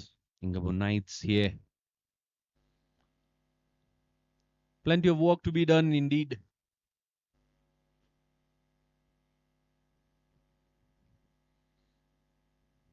If you look at the two batters on the wicket, they play together in the same team called Solwate Cricket Club. They practice on the same pitch back home in the north, Chinhila. They grew up together, they know each other, they are neighbors. I hope they're going to be sharing that kind of a skill. We are here, let us do the job. Yeah, you spoke of Sorwate. Tea being one of the local produce of the land of 1,000 hills. Very, very good quality tea and coffee we get in the hills here. That will be a wide to begin with by Murekatete. Tell us about your visit to Sorwate and the kind of work that is being put in. Definitely a teamwork. Yeah. It was just my first time to go and see how they process the tea. Had a tour with the national team girls. It was so exciting to see where after coming from the World Cup under 19, having like 6 players in the team. Lize Mulekatete, they are still struggling with the lineup. Hope it will get it right so that you can be comfortable, you can have better results smooth when you see the fast bowler struggling with the lineup. This is third time it's happening. If you're a clever batter and you know you're gonna treat someone in another way. Going back to your question, just having 6 players in the national team side of under 19 qualifying. Had a visit to the Lohit, the man who played big part that side to make sure that cricket is being played. And the first coach on that side was Randri, one of the development manager now, making sure that cricket is being played. It's when the moment you start place, you see how the people around the region, how they are being developed, families how they are benefiting from that tea, and cricket being the first game, and so players like Oscar, a lot of MA, having like players who are playing national from that region where there's no even facility. They practicing on basket pitch. Imagine. In the air, goes up and over. Will it beat the fielder? Yes, it will. It is a boundary for Isabayo. Isabayo Sandrin opens the face, uses the pace of Murikatete Belize. Extra cover. Slices that one open. Look at that. Beautiful shot. Yeah, that region, very, very interesting. I haven't been fortunate enough to have a visit myself, but through what I've seen in photos, they've got a pitch there as well at the tea factory. No, if you look at it, that is from there is another tea factory from where the Masen coaches. One of the coaches have been coaching here at Gahanga. It's called. It's far from here. It's almost 8 hours from here. It's not Sorwate. Sorwate, they have got back on the pitch. It's there a little bit as a concrete. They are planning to build the nets. But if you back in days where these guys came from before they came here, it was nothing. They just tried to use the football pitch to play some cricket. And again, it's interesting what sort of effect a game can have in a community, in a particular region. The game of cricket spreading to such remote parts of the country is really worth an applaud. And that is what we are celebrating, growth of cricket. I guess that's what was said. I think just for the guys who are following us here on the online. It's the Elite League, Women's Elite League, sponsored by the Alphabet. In the air, will go over the fielder's head. Yeah, our proud sponsors, Dufferbet, have been very, very handy, providing us all the entertainment, be it men's cricket, be it women's cricket. The most recent Tri-Nation series also being televised. Really glad to have them as our sponsors. They've been very supportive in the hand of growth of cricket. Final delivery to be bowled by Murikatete Belize.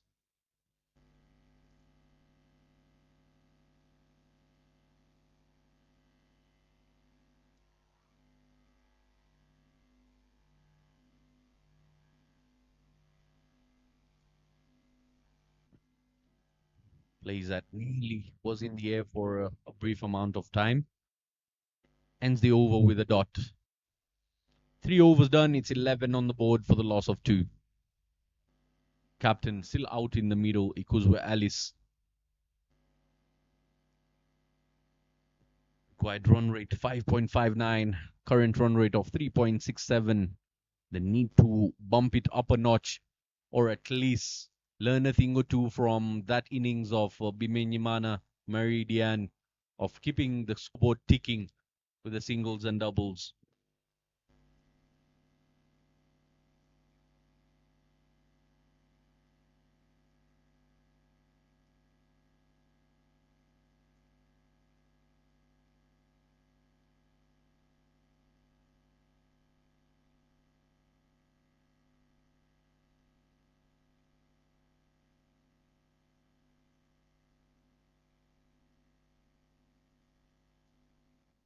Captain comes into the attack.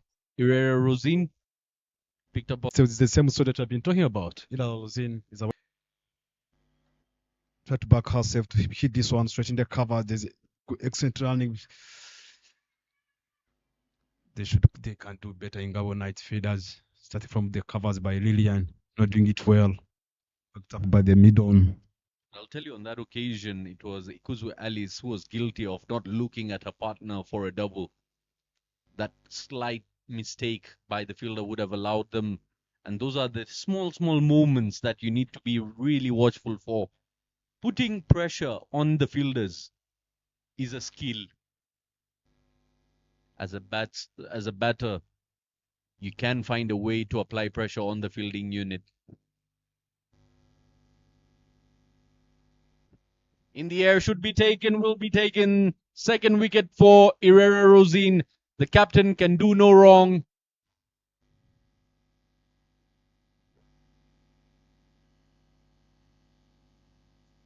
The gully fielder is in business once again as the captain provides a catching opportunity, and that will be the end of the innings of Ikuzwe Alice. Captain to captain, Herrera Rosin was the winner. If you look at on the replay there, the intent was there, trying to cut this one. She never timed it well. The blade of the bat was open. She never found that gap she was looking for. That brings in Manshingolozete.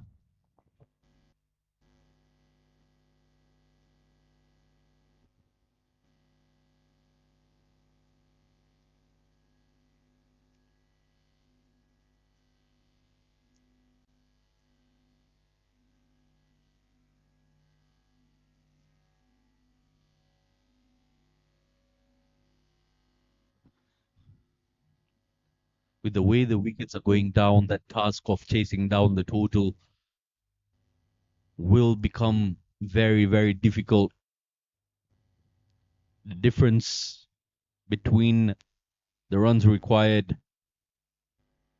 and the deliveries remaining is now just 5.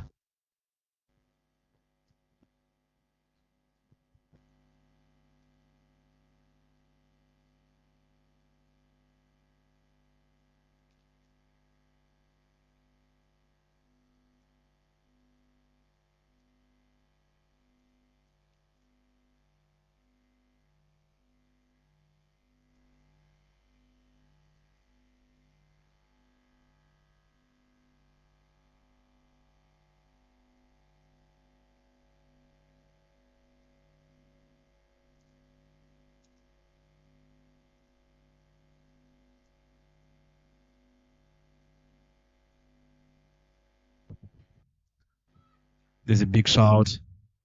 Pumo was the many. He bought a good dot ball. Rosini Herrera has been targeting very, very good sides, very good areas. Just trying to keep it positive outside off stump. Slopey bit of fielding once again by Anifa. But extra cover there.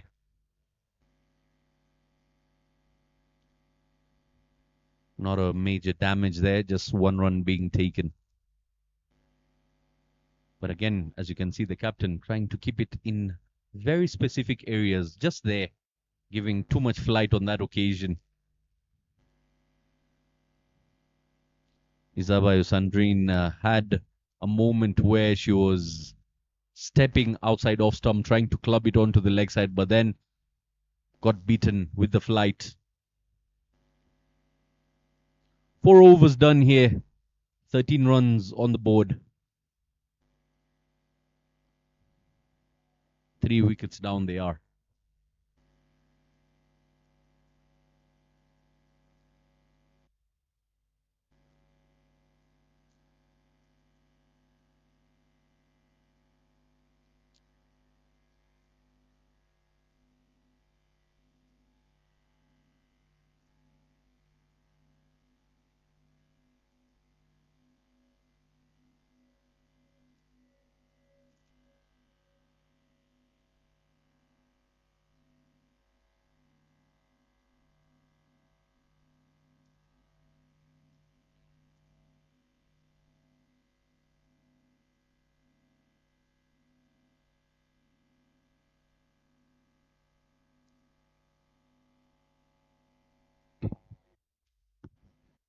Nyanorimana coming into the ball. Started with a dot ball. Shot number 4. She's a slow bowler, always attack stump to stump. She'll be taking a lot of wickets, but this elite, I think the batters stepped up. Said you're gonna learn how to play late as much as possible. If the boys are not coming, you're gonna wait until we play. So again, just skipping through, goes through her very, very quickly. Nirandorimana. Back-to-back dots to her spell here. Shimamana seems to be in trouble there. 4 deliveries without being very dangerous for her side. As you can see, she's swallowing up deliveries yet it is a run chase. So they've got to be very careful about how many dotted deliveries they play.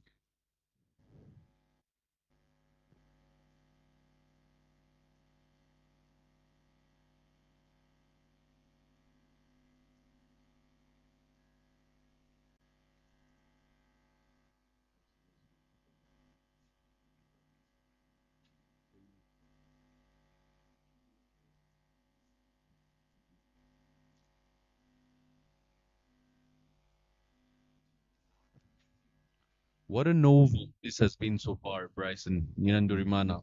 4 back-to-back dots. Gets hit on the pads there, and the finger will be raised. Wicket number 4.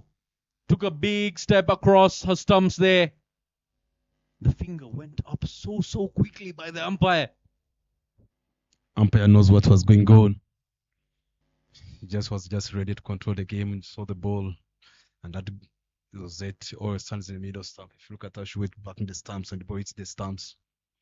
Maybe it was easy decision of the umpire by Ishimedian, aka Bibish. Yeah, straight away. Nyandurimana, every bowler has had their fair share of picking up wickets. Have a look at that. Flighted delivery straight. Ooh, interesting. Umpire's call, I would say. It is in the end.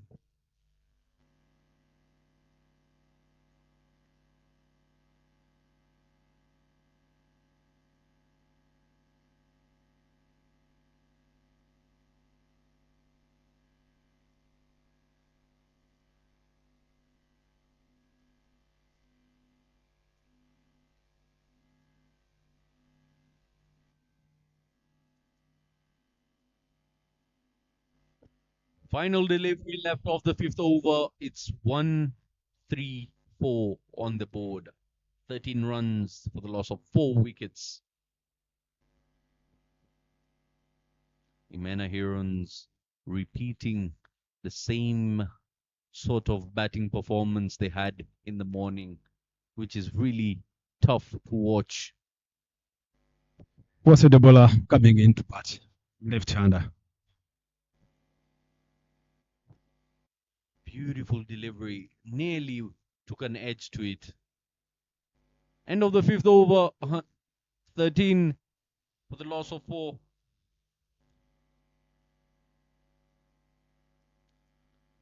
You can see with the season how the field is getting dried up also. Lots of dry patches around the park. Only the inner circle seems to be having shades of green.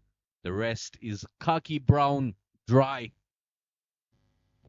That shows how the sun is heavy here. It's been really harsh lately. 93 from 90 legal deliveries, Bryson. With just 6 wickets left in hand. Not an easy task. Yeah, before the pop, it's going to be a lot of being responsible to be played by Izawa Sandini and Tumukunde. Pick this well, and the ball is with the bounder down the leg side. Well played by Izawa Sandline. Yeah, Tumukunde on that occasion, guilty of bowling the wrong line and then gets punished. Using that delivery really well, Isabayo Sandrine.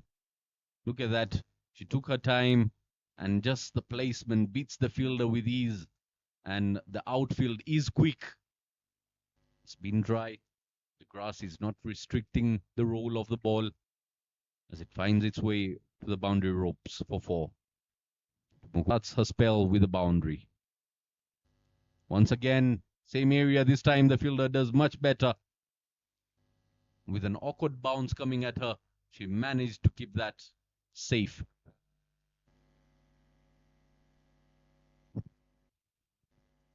Coming around the wicket for a right-hander. Interesting decision this by Tumukunde. Covering all stumps. Oh, Isabayo Sandrine keeps it on the ground. Most often you see her covering all 3 stumps. The risk is any given point she misses the ball, she ends up being in trouble. She says Banguka in the language of Kinyarwanda, which means hurry up. Rushing her partner for a single. Can even see how she's always a busy player on the crease. She just got that energy. She wants something. She's got that kind of a character in her. It's good to have that fighting character, that fighting nature.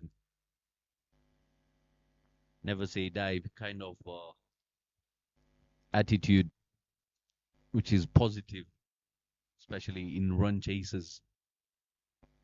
The game of cricket provides so many different opportunities for players to carry out and bring out different natures in their character. The patient ones, the calm and collected ones. You get to see the aggressive ones. You get to see the greedy ones. You get to see the needy ones as well.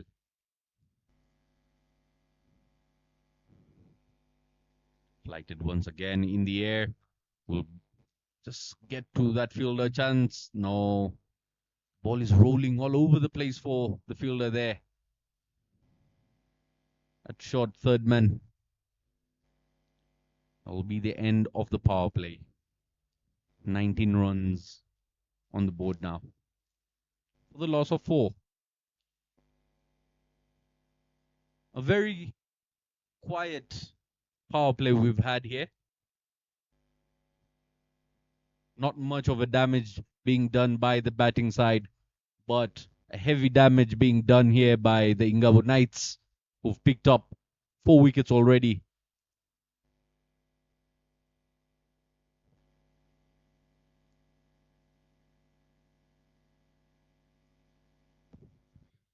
Mirandorimana coming in again on attack. I think the Sams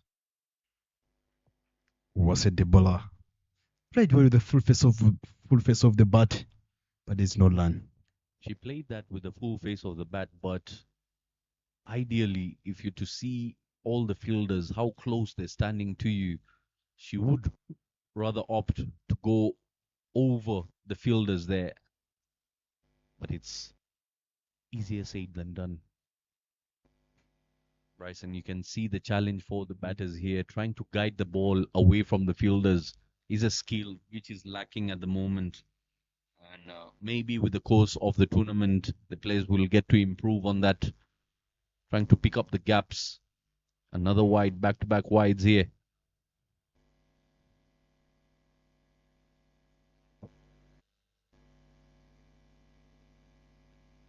Returning the favor.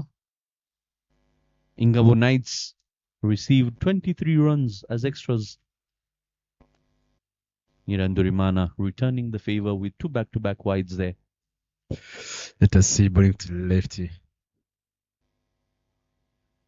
Dot ball. Uwase having the struggle, not able to connect the ball cleanly. Even getting to the ball over there seems a bit tough for her, but it is quality bowling by Nirandurimana, picking the right areas, dot after dot.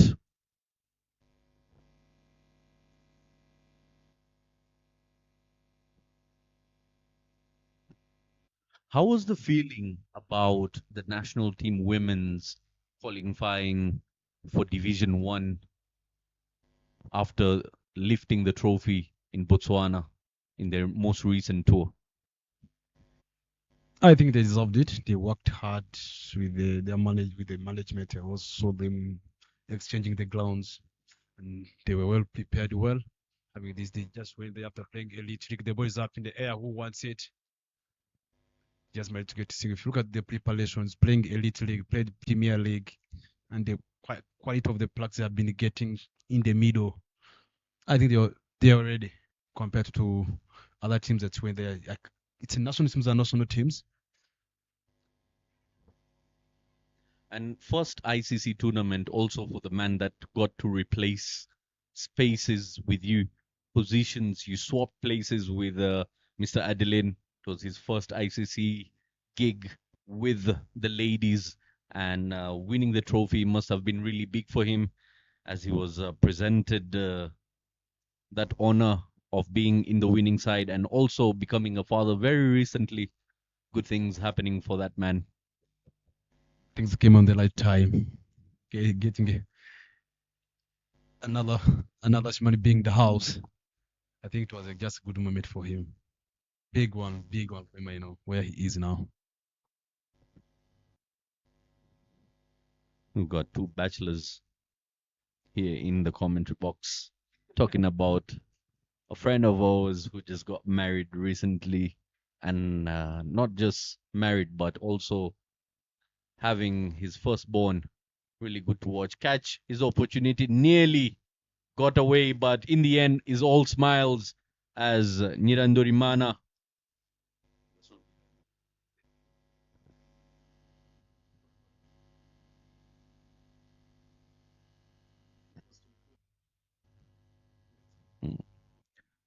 Tumukunde Marie Joseph comes in to her second over with a wicket. A flighted delivery gets clubbed in the air and an easy take in the end. Nearly went for a clash between the fielders. They were about to collide. And that's why communication is very, very important.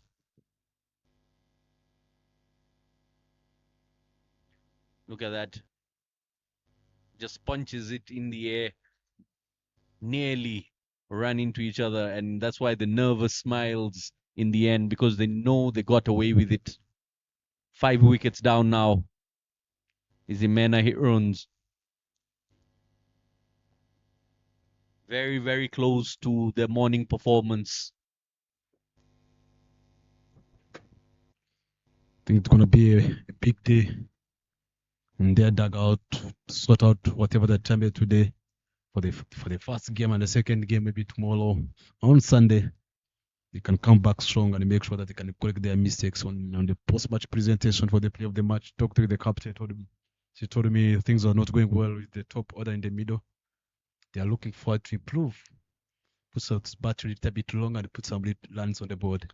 Yeah, tough not having quality batters in your side.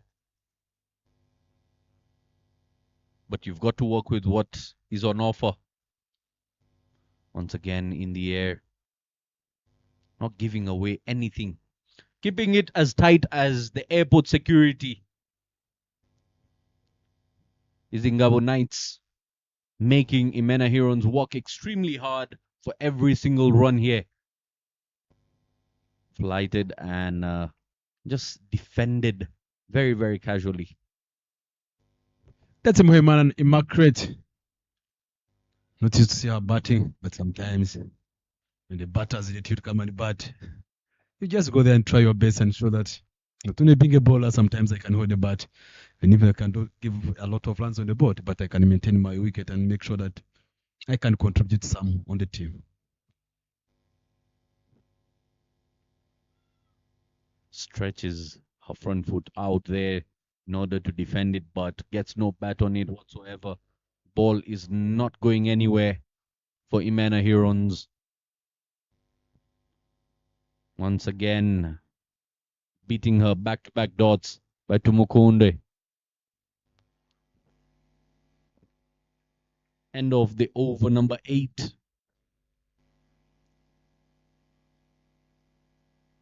$23 for the loss of 5 after 8 overs. Excellent over that by Tumukunde. Mohamed Imana has faced 4 deliveries, 5 deliveries without scoring a single run.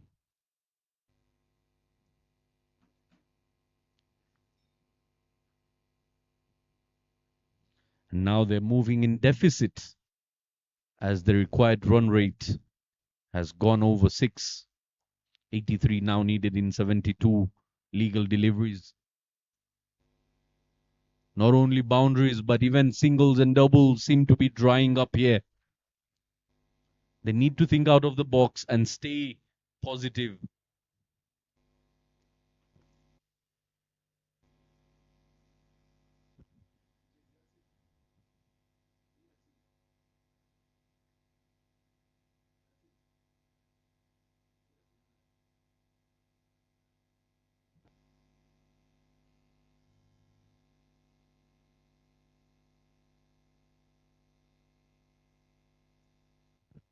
Flighted uses of it. Nowhere to go. Back to back dots here.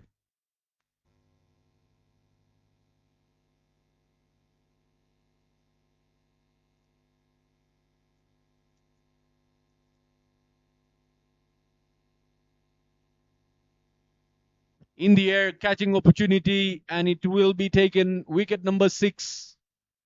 The wickets are going down in very, very quick time.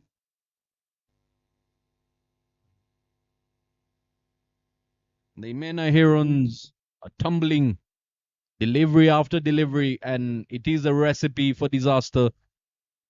Too many dot balls end up giving up wickets. Have a look at that. She tried to hit that one onto the leg side, but in the end gets the top edge.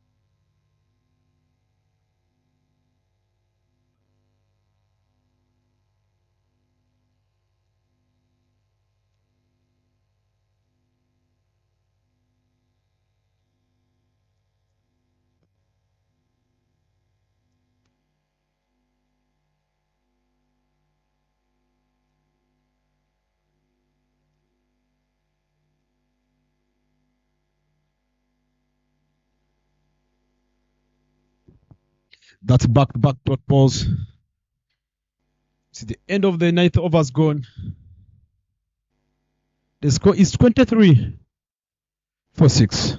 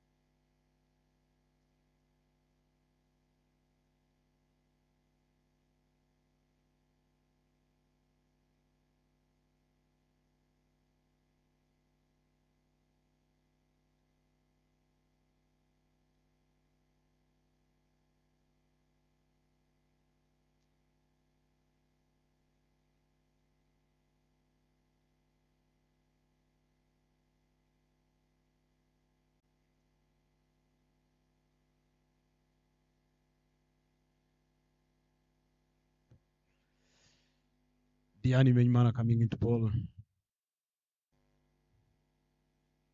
Started with a wide. Dianbi Menyimana is known for her away swinging deliveries, and most often she picks up her fruits of labor by bowling much fuller on the middle stump and off stump line. Let's wait and see, can she provide that delivery right there? That is the line she bowls very, very often, with the ball moving away. And one of the most capable bowlers of swinging the ball in both directions. To the right-handers, she does it with ease. The in-swinging delivery is the tougher one for her, but the away swinging one is the one that she does really well. And it's because of that extra delayed arm movement in the very end and the arm positioning, the seam positioning as well when she releases the ball is very, very good. Look at that. Allows the ball to move away from her. Not to take anything away from her, but I'll tell you, her brother being part of the national side, a key bowler of the national side, Zapi Bimenyimana, being a pace bowler himself, it runs in the family. The younger brother, Ivan Bimenyimana, a pace bowler as well. It's a family thing. That's the word they normally say. Some good back to back, going some dot balls there. See, she's not understanding it. That's excellent delivery by Diane.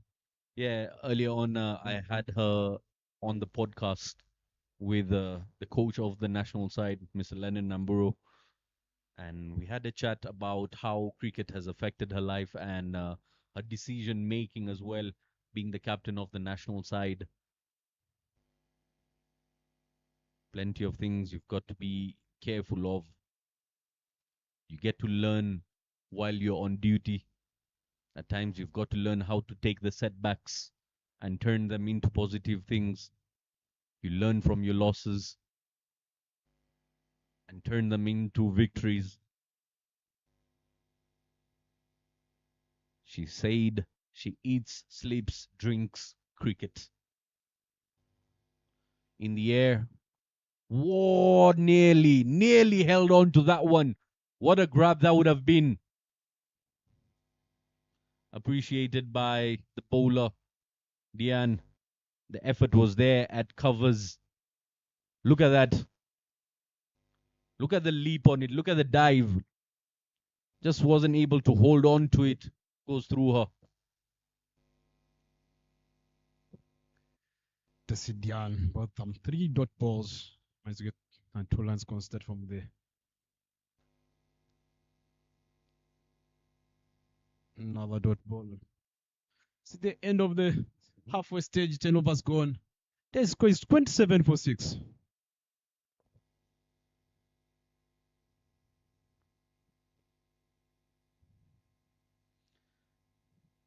Halfway mark. 27 for the loss of 6. It's going to be a matter of how many more wickets do Imena Herons lose here? Or how many runs do Ingabo Knights give away? Or will it come down to the completion of the innings? Limited format, it is 20 overs of play, 10 more overs to go here. Flighted very, very full. Misses it.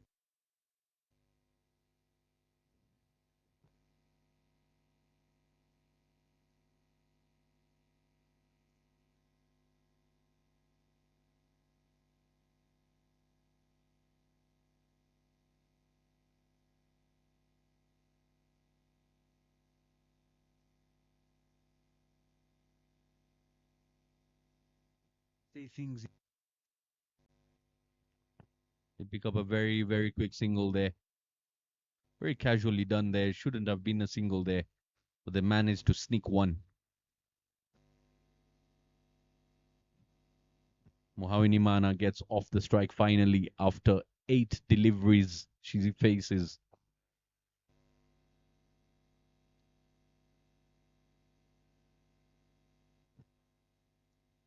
Straight to the fielder.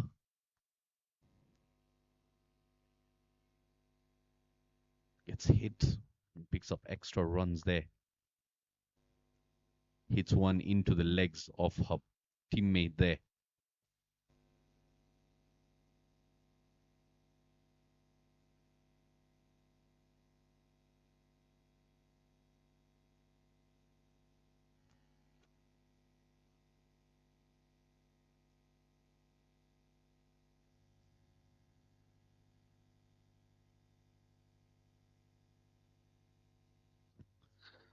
Excellent bowling there by Nirandorimana. She's been bowling really well.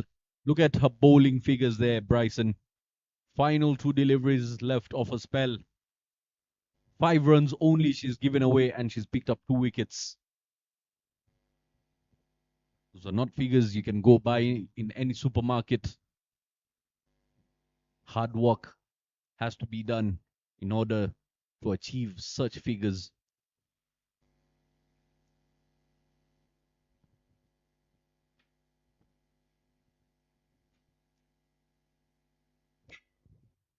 Ended the over. She bowled 4 overs, 5 runs, 2 wickets. What a figures by Ndorimana. What a figures, Mr. Z here in the commentary box.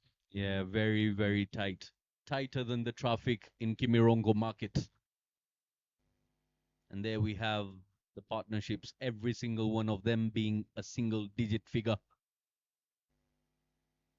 Very tough to remain positive with such figures. 11 overs have gone by, 30 runs on board for the loss of 6. I wonder what might be going on in the minds of Mohawini Mana and her partner, Dairagaji Mana.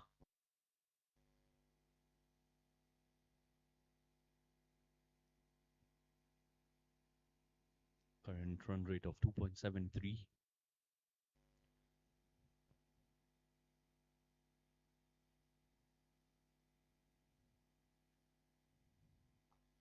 It's just the first day of the women's elite. Plenty of work that will be there for them to do as a combined unit. But that is a beautiful shot there by Mohawini Mana. Clubs one onto the leg side as it was pitched full by Bimenyi Mana Marie Diane. Look at that. Just closes the face on the final connection there, accessing the boundaries onto the leg side. She picked the ball well. She was looking for that gap. She found the gap well, and seeing Mohanima batting longer like this, something that's to be to appreciate.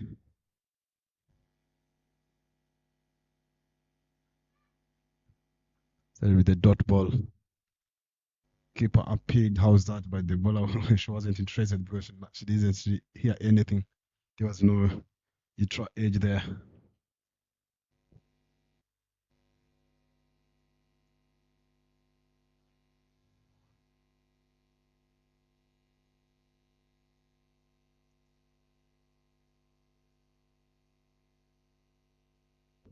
Another dot ball.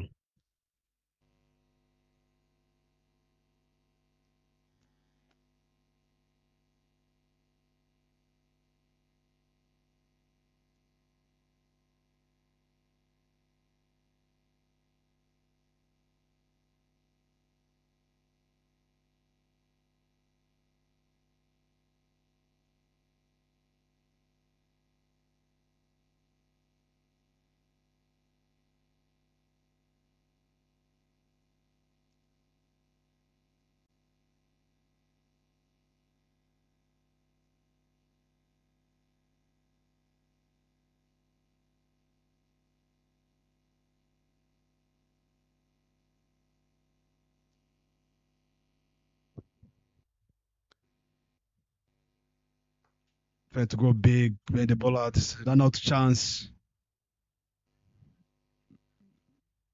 Not like enough by Lozin to hit the stump, the left hit, but they just managed to get a single. Just run rate required is 8.57.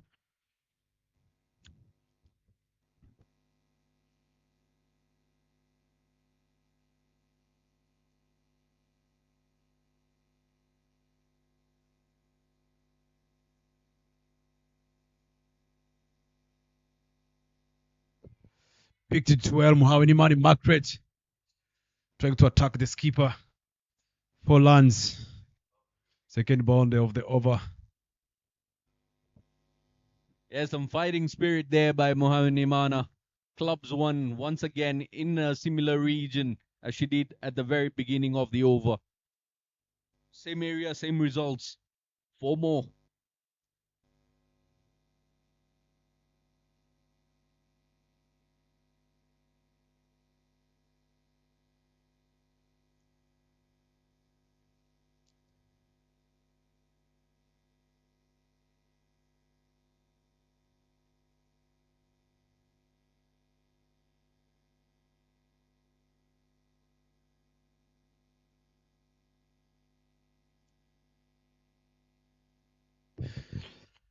Zulfat places Nyirandolimana at the mount end. Zulfat Shimwe. Into the 40s have Imena Herons entered. And now they'll be battling spin once again as the captain will take some rest.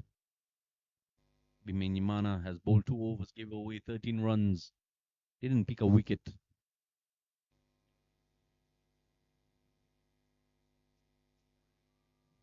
Gets hit on the pads, but he's going down the leg, so a dot it is.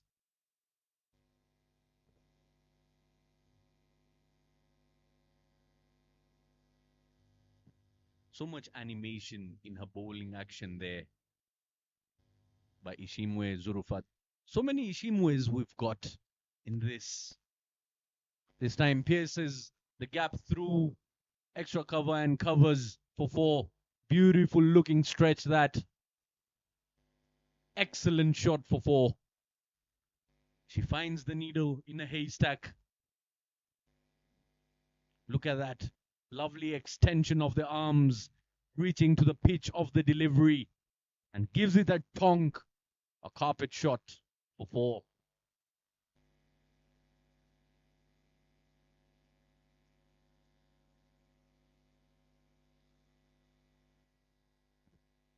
Sam just rotates the strike for a single.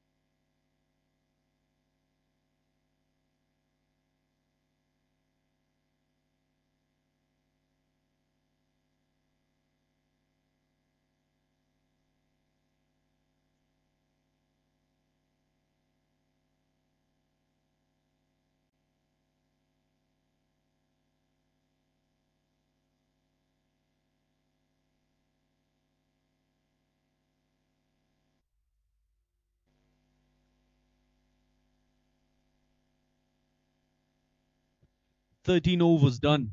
45 for the loss of 6 wickets. 61 needed in 42 deliveries.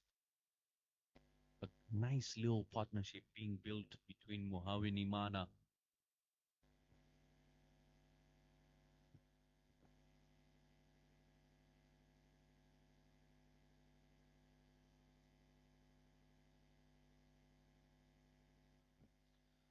between Belize and Mohawini Mana there. You can see a partnership being built as they're putting up some runs, some fighting spirits being shown between the 2 individuals out there. Not commonly known for their batting, known for their bowling in hand. But when it comes to team spirits, you've got to give in that all-round experience. That is why cricket is such a unique game. It gets you tested in all different aspects. Tumukunde Marie Joseph coming into ball. Not Ishimwe Zulfat. It's being looked on the online scoring there. It's Tumukunde Marie Joseph. Tosses one up. Oh, nearly chopped it on. Nearly. Mohawe has been playing really well onto the leg side, but Belize has had some tough time apart from that boundary that she hit, stretching her leg. This time tries to swat that onto the offside, misses it once again. Not reading the length of the bowl coming at her by Tumukunde.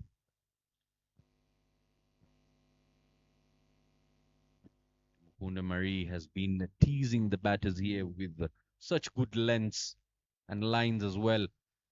Starts her third over with 3 back-to-back dots, a hat-trick of dots.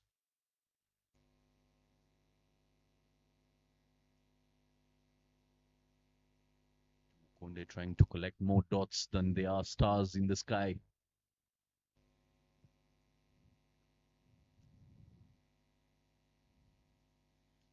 Slowly cover up there.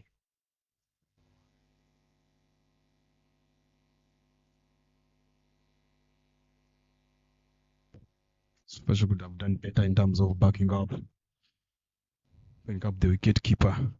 See the bowler, she's not happy. Gonna take care of my statistics. And knocks her over, crashes into the leg stump there. She tries to play a bat across the stumps and misses it altogether. Wicket number 7. 46 for the loss of 7. Mohawini Mana Immaculate has got to depart for 10 off 17 with 2 boundaries to her name there. That brings in Lina. Wanataruka on the replay there. Ball stayed a little bit lower. And Mohawi playing across the line. Yeah, definitely stayed low and just snuck past her. Unfortunate delivery. At times the ball doesn't get off the surface. But that's why you've got to play with a straight bat and be watchful of which line the ball is coming in.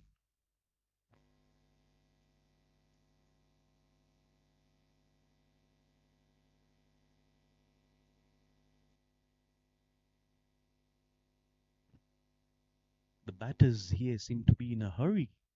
It's as if they've got a wedding to attend right after the game. Let us wait and we see Mr. Z here.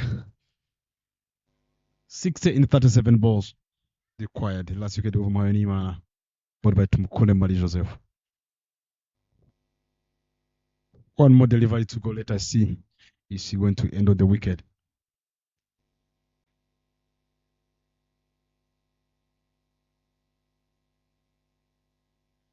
Covering all 3 stumps there is Iguzwe. Plays it straight to the fielder there. A good looking shot, but no run to be taken off that. Mukunde ends her third over with 8 runs and 2 wickets. 60 to get in 36 balls. You can see the blue worm just staying way below the yellow worm. Not trying to catch up anywhere soon. And Zurufat will be coming back into the attack from the mount end.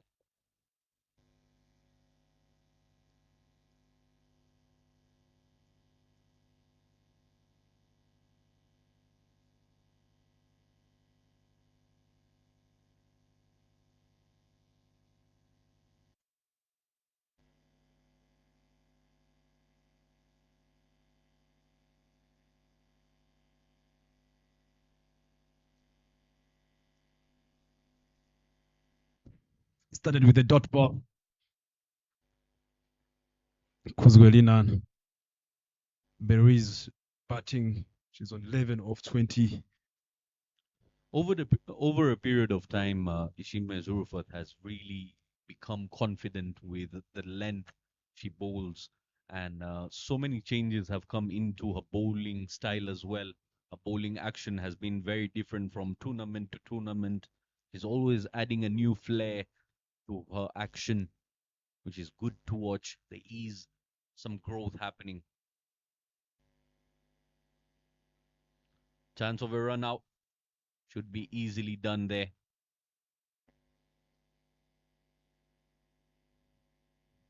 And Belize has got to depart there.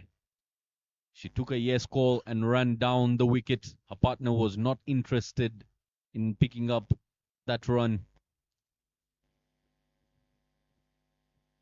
Awful communication between the 2 batters out there in the middle. But they're learning in the process. That is what happens when you're left ball watching. One is a bit too excited to pick up a single, and the other not at all. In the end, a run out being completed. Easy as you like it.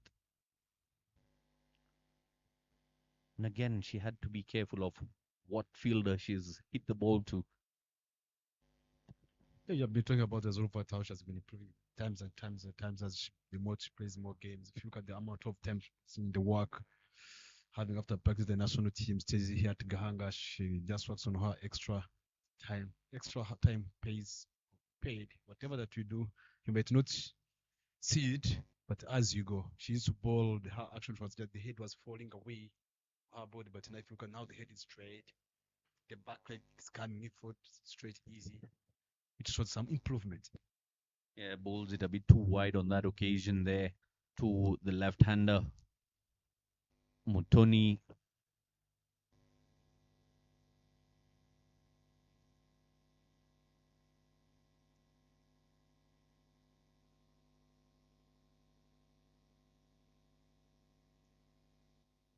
Chancelino Mutoni on strike now. And Imena Herons have got a left-hand, right-hand combination. Flighted in the air. Lands short of the fielder there. If she had attempted to walk in with the bowler, she would have gotten closer to the trajectory there, allowing them the opportunity to pick up another wicket. But this time, Mutoni Chanceline survives, bringing Ikuzwe on strike. Plenty of similar names. It's got to go with the culture here in Rwanda. Plenty of similar names, yet they're not really related to each other. There are a lot of names that are similar. I don't know. Excellent delivery from there by Zulfat Ishimwe. There's Ishimwe Giselle. There's Ishimwe Diane, aka Bebish. There's Ishimwe Henry Red. There's a lot of Ishimwes. There's a lot of. In the boys as well. You find Ishimwes in the men's as well. Our cameraman also being Ishimwe. I think that name, when the parents, you get on the time of the birth, said, "Thank you, Lord. Thank you, Lord, for this baby boy."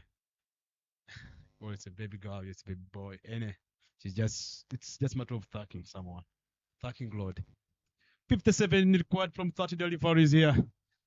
Let us see if Imen are going to do it. After winning the toss and hope to have the ball fast so that they can get a score, they can come to chase knowing what score they are chasing. 15 overs gone, 49 for 8.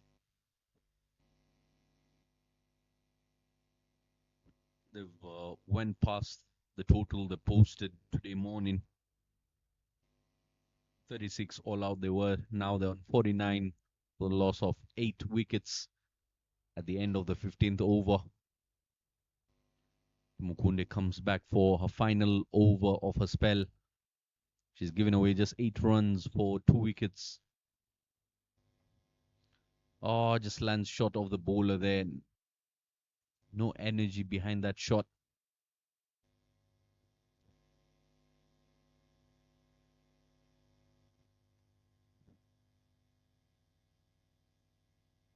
Once again, swing and a miss.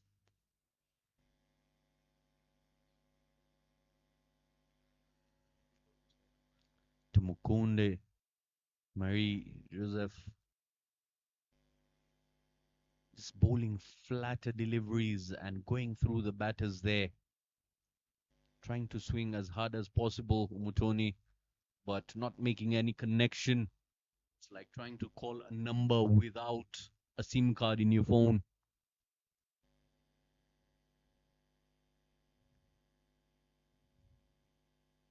You get no network.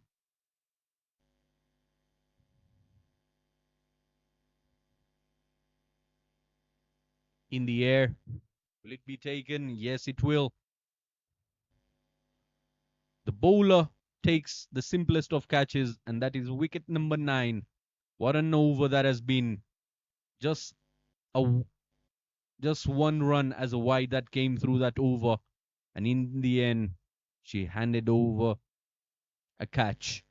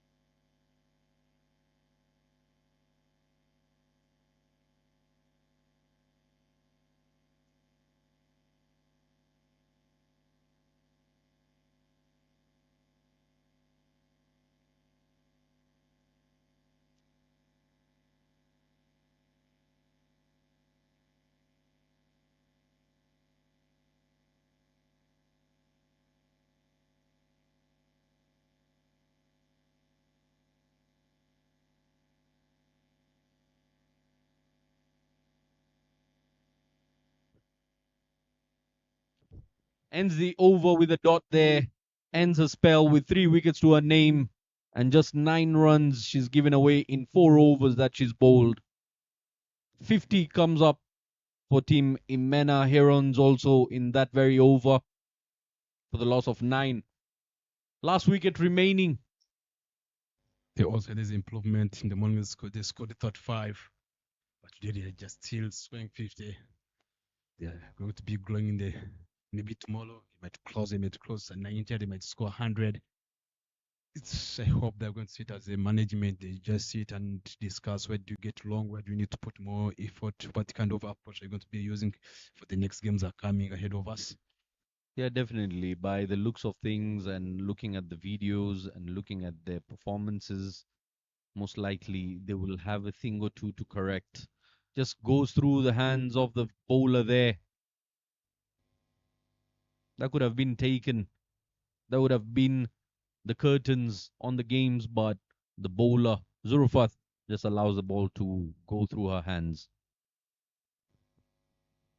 But yeah, it's again a challenge for the coaches as well, trying to find proper combination and rhythm for their side to taste victory.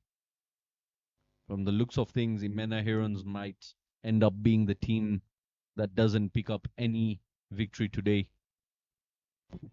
Ingabo Knights have lost the morning game, but they look much better today. Uh, afternoon, in the afternoon game, they're doing much better.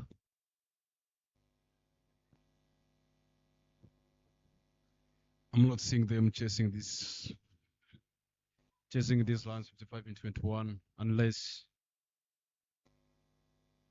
Chiza Emerine back-to-back dot balls, trying to play on the back foot, such a kind of spin, the boys in the slot.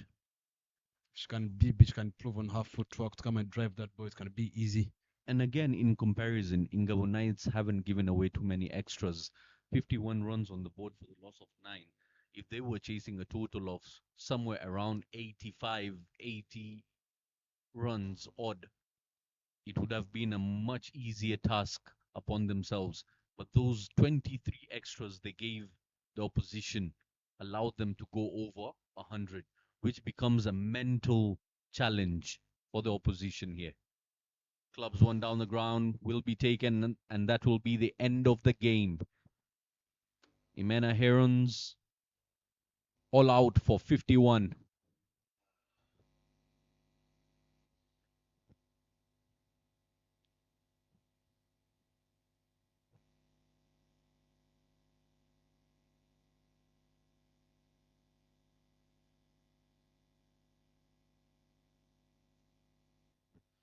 Ingabo Knights winning this competition this afternoon by 54 runs, knocking Ingabo Knights all out for 51 runs.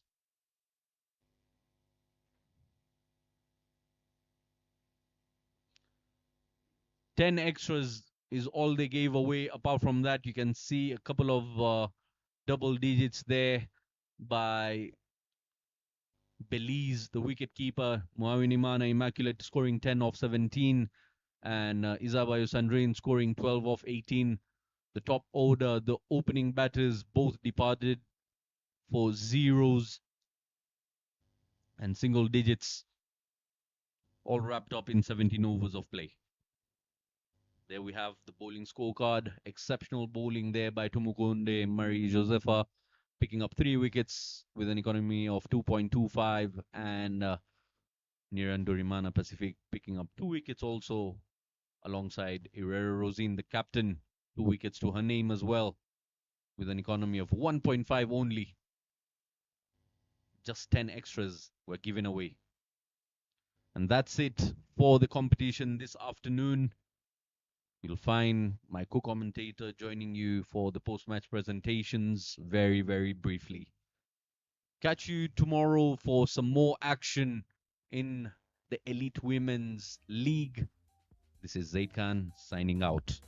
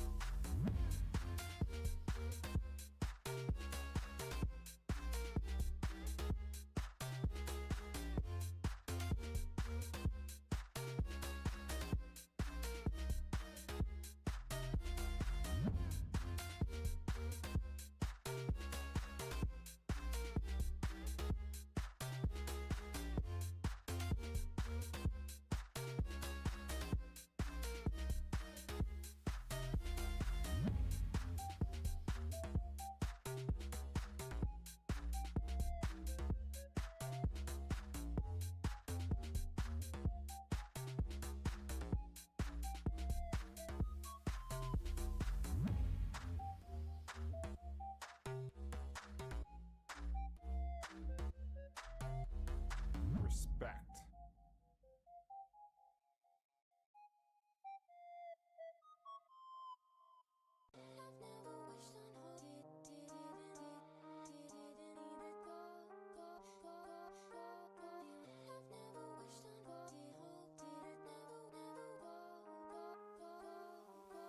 Respect.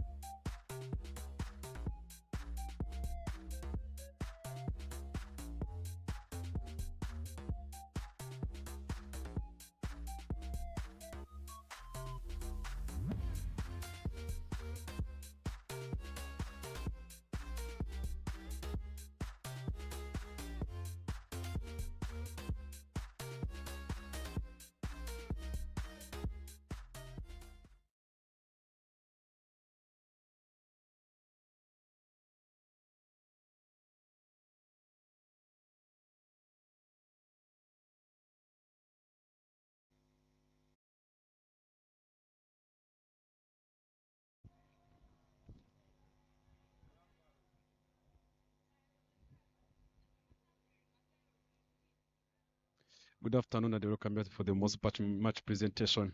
It was game number 4 of for the 4th edition of the Women's Elite League.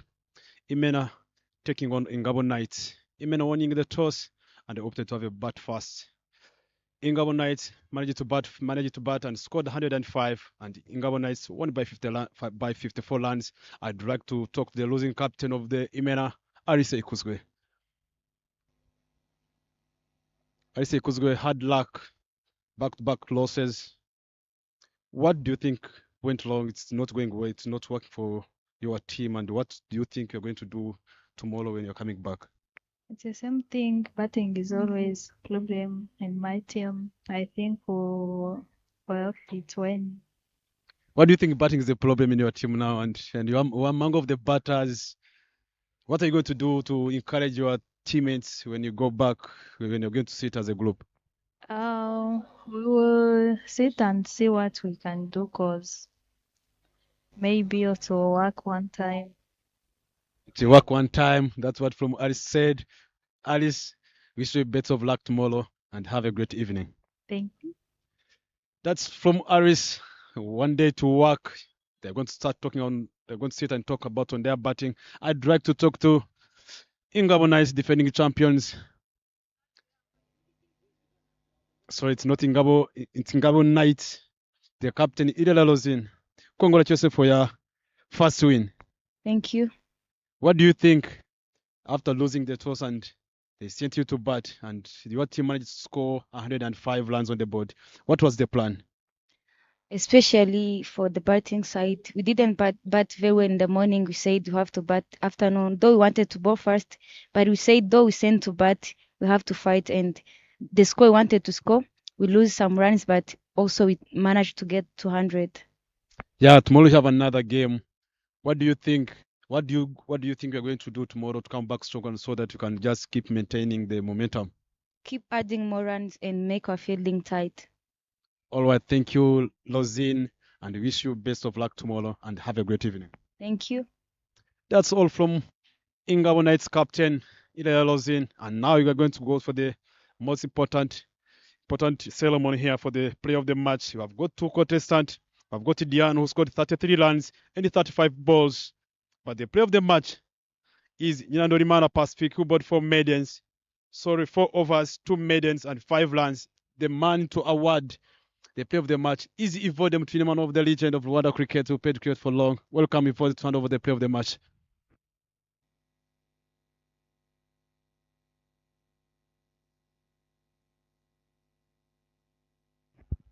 Nyandorimana, stay there for Nyandorimana. You have been bowling well. Bowling 4 overs, you bowled 2 maidens and taking 2 wickets. What's your secret you are using? Hard work only is secret. That's all from the Pacific. It's all about the hard work, Pacific. Good luck tomorrow and have a great evening. Thank you. That's all.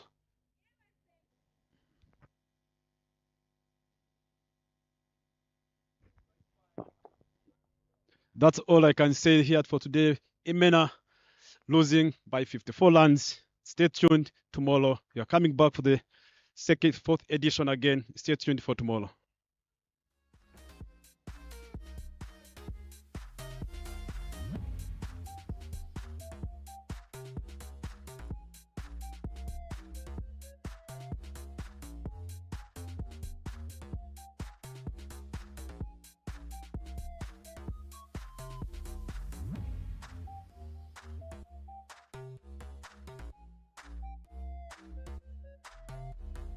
Respect.